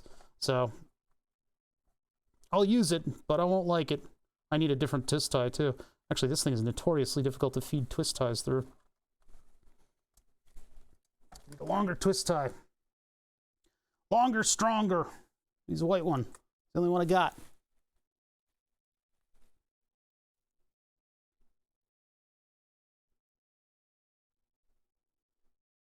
All right, let's get this thing in there. Hopefully this will be able to hold the cord and keep it from. I mean, the cord is mostly stationary. It's just I don't want this thing like separating itself out when I move it around.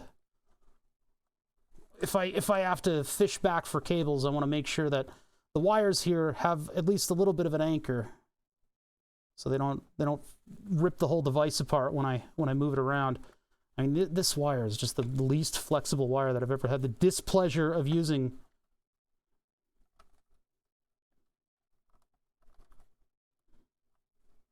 Get a nice tight coil on those, and then plug them in. You guys can see, right? Like almost my whole shoulder is in the way here because I got to reach all the way over for this thing. This probably needs to have longer wires sticking out of it, but it's what you're gonna get. It's what you're gonna get today.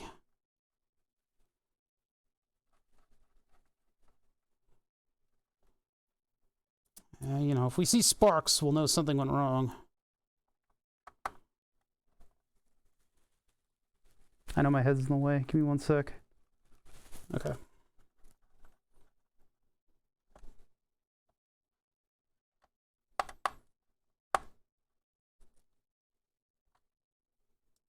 Coil it up tight. I really hope Satisfactory makes that mug. I think they've been trying to make the Satisfactory mug to get it right. You know, they're trying to make it like exactly the same as the one in game, because I will buy that mug. I will purchase that mug.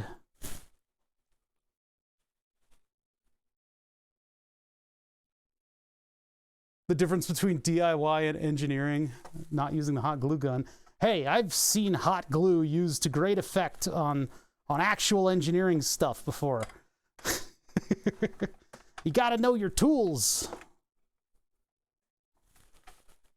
They've all got purposes and specific applications and usefulness in various different ways.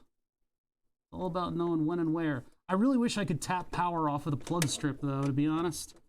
I should take apart that plug strip and put like a thing in it. But I have to like remove it. It's like integral to the it's like riveted in. Sir Fugglezag is on a list. You've made the list. My God. All right, I'm not going to plug this in yet. I'm just going to drape this over here. Yeah, that's right. If you sub to this channel, you get put on a list. And that list is a list of people who have subscribed in between boards. When we get the board running, which I am working on, we will work on it a bit more. We were going to work on it today, but this took a long time. We're going to work on it today. I was going to do some Fusion 360 modeling of the hot end, which I am working on my own. This thing is pretty tight. I can't even fit the mat in there at the same time. Hold on. I need to get this thing in there somehow. I'm sort of out of options here. But yeah, I'm going to make a list of all the people who subbed in between things, and they will be added onto the board first. So they will get a batch of names that will go up there to christen the board. They will be in a random order. So there'll be no fights to see who gets on the board first. Somebody will be granted that privilege. Somebody who subbed within the past couple months. And it's been over a couple months, so everybody's had a chance to sort of enter into the raffle, quote unquote. The big gap between DIY and DIY. Those DIY posts are really annoying. I don't know if I can do the bottom first because of that wire right there. I can give it a shot though. Yeah, the DIY posts on like TikTok and stuff like that are really obnoxious because they do stuff intentionally to trigger people. Oh, just unstuck the thermal cam. No, there's no prize for anything. There are no prizes. Life is its own prize.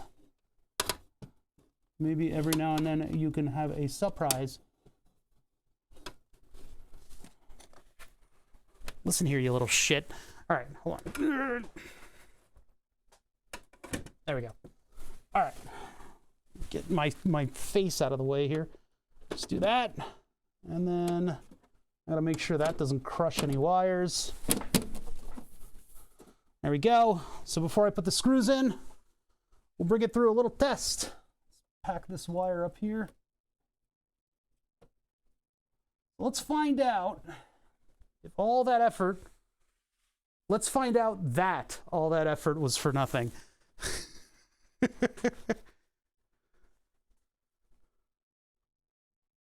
Let's find out that all that was for nothing. Get my satisfactory plans out of the way.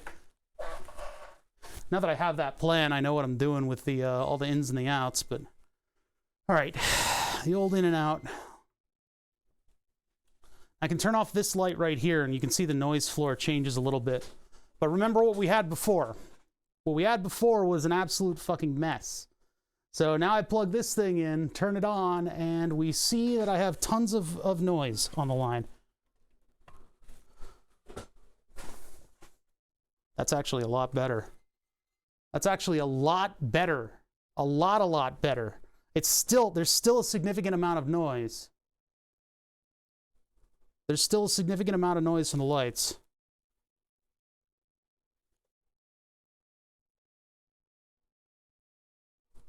Put it up to full brightness. What if I do half? It's still there. It's still there, but it is a lot less.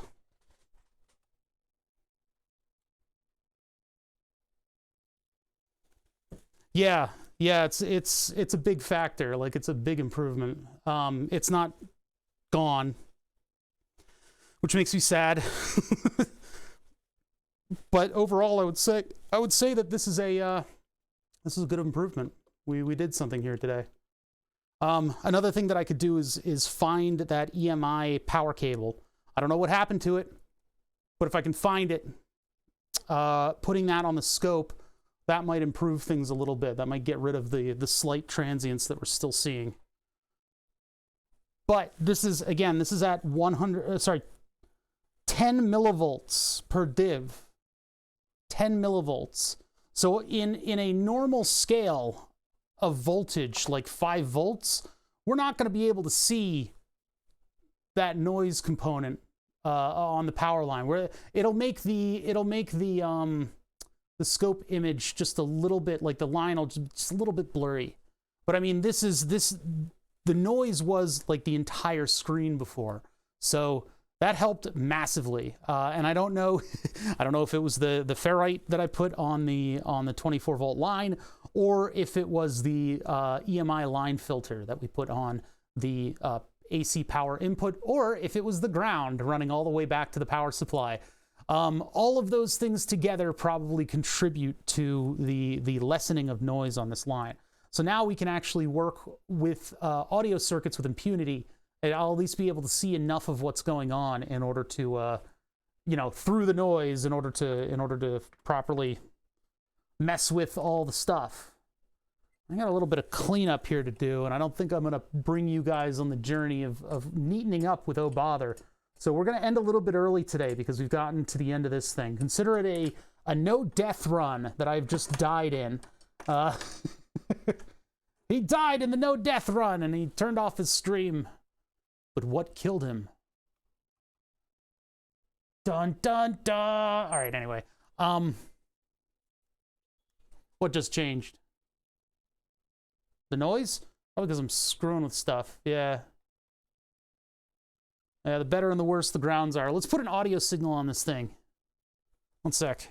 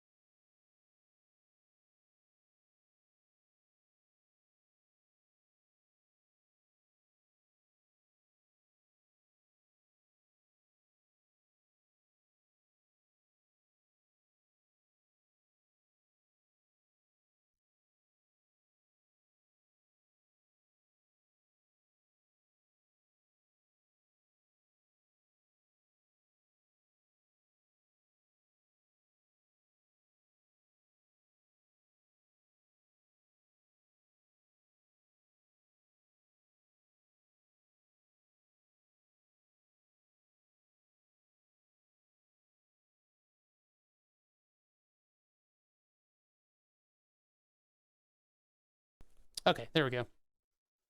Anyway, yeah, so now we can actually see my voice at the millivolt scale as it's running through the board, which is sitting right in front of me. So it's still a little fuzzy, but on the grand scale of the audio that I'm giving you guys, you know, we can at least see the differentiation between the millivolts now. So, haha, it's my voice. Welcome. Welcome to the Twilight Zone. We control the vertical. We control the horizontal. Don't change your picture. You're in the Twilight Zone. Yeah, anyway, check that out. So we can go up to 50 millivolts, which is about, this is 50 millivolts per div. So we're dealing with like maybe 150 millivolts max.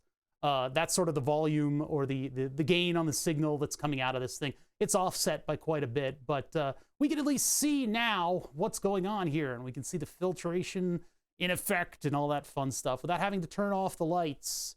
Yeah, I'm pretty happy with the results there. I mean, it is still a little bit fuzzy. Like if I turn off the setup, lights, desk toggle, if I turn it off, that is so much clearer right there. I think the last thing that I could do is possibly putting an EMI filter going into the scope. I feel like it's still RF being picked up over here, and those chokes are only doing so much. If I really want to clean it up, what I could do is run without the PWM device, because it's doing the switching right now and not allowing my lights to be at maximum brightness. Although I have a feeling maximum brightness might be a little bit too bright. I don't know. We'll have to see. Lift ground for the mic. I don't think I have that, but the mic needs ground. I mean, I need the power of the mic. This should be lifting ground for the mic is not that's not the issue here, because with or without the microphone attached to this, we get that noise. That's been pervasive on the scope since the inception of this shop. So 10x the probes. Oh dear God, there's a lot of options.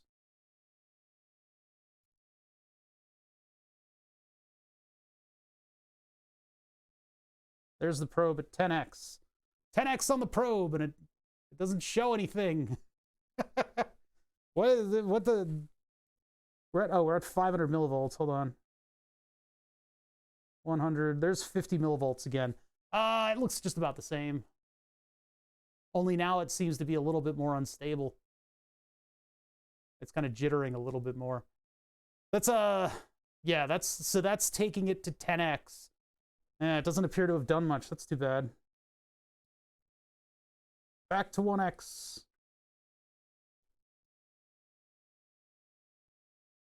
That jittering could have been because I moved the thing, but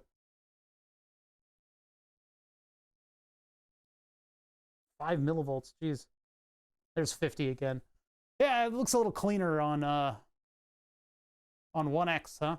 It's worse, man. No, no. I need my precious viewers. Now I'm gonna ban everybody. Everybody's banned. Yeah, so there's my audio coming in, and it's much cleaner. So the way that we solved this problem was with multiple different things. One, the 24-volt power supply got a ground now. It has an earth ground, which could shield some of the components there that are helping to supply, the lighting. Two, I wrapped the DC 24-volt line with a ferrite. I put a ferrite on that. I could probably put another one on these lights a little closer. That might do something. Then also we put an RF, not an RF, but we put a choke, an EMI filter between the switched power source, the 120 volts, and the 24-volt power supply. And so that may be blocking a lot of the switching component of noise that gets all the way back over to here. So now we can actually work with audio signals, the signals that you're seeing on the screen right now. My mono audio microphone signal. We can finally come up with a couple filters for this thing with fixed resistors, I think we decided on. I'm going to put everything away. I'm going to put my desk back together. You guys don't need to see that, though. Made an absolute mess of everything, and this was a bad purchase. This is $9 that I should not have spent on all these little clip-on ferrites, ferracious. I don't know, man. That do anything? No, I don't think so. By the way, this is the stuff that the compressor's getting rid of. All those little, that stuff right there, that noise. The compressor and the EQ and all that fun stuff is getting rid of all that. It's not looking at we're not looking at a differential signal either. A differential signal would be much cleaner. We're looking at the raw waves that get all the way back into everything. All right. That was a short stream. I want to thank everybody. I want to thank Coderushed for the unintentional raid. You guys are great. I will be back tomorrow. And, hopefully we're taking something apart, but I do need to get more done on Burn the Subs 3. I'm getting anxiety about it. I'll work on it a little bit, obviously in the background as I have been. I finished doing that circuit board sort of like layout kind of thing. I would like to get a better DC plug into Fusion, but it's like pulling teeth. It's very tough to do. What I need to do is I need to take some time and just revamp my entire parts library, so that it's all three-dimensional and it's got good models on it, and I can just build stuff without always having to sort of wrestle the program into submission in order to get things done. But yeah, anyway, I'll be back tomorrow. We'll figure something out to do. I kind of want to, I want to keep Fridays light, so I don't necessarily want to plug my face into a circuit board all day. We'll figure out what we can do tomorrow that's not going to be tedious. It's not going to be tedious. We got to keep the tedium out of engineering around here, right? Make it fun. So if we can do something with Arduino basics, although I've taken up my big perforated board with another project, can I do something else with the Arduino? I'll think about it. I'll think about it and I'll get back to you guys. Wait, this thing is in milliamps. Oh, milliamps, not millivolts. Never mind. I could turn that into volts, though. I think you could do that with a resistor. I could put a resistor on this thing and turn it into a VU meter. My old milliamp meter. This thing's great. Yeah, I'll find something to do with that. All right, anyway, I'm out of stuff to do. Get out of my house. Get the fuck out of here, you guys. Anybody doing anything on Twitch? There's some people doing stuff. You guys know where you want to go. Generally, you know, be kind of pointless. Jesus Christ, what is Rabaz doing? He is nudist in the title. All right. I'm worried about that boy. Worried about Rabaz. Anyway, you guys have fun. I'll talk to you later. We'll be back tomorrow. Have a good one. Here's the end card. Get out of my house, you fucking assholes. There you go.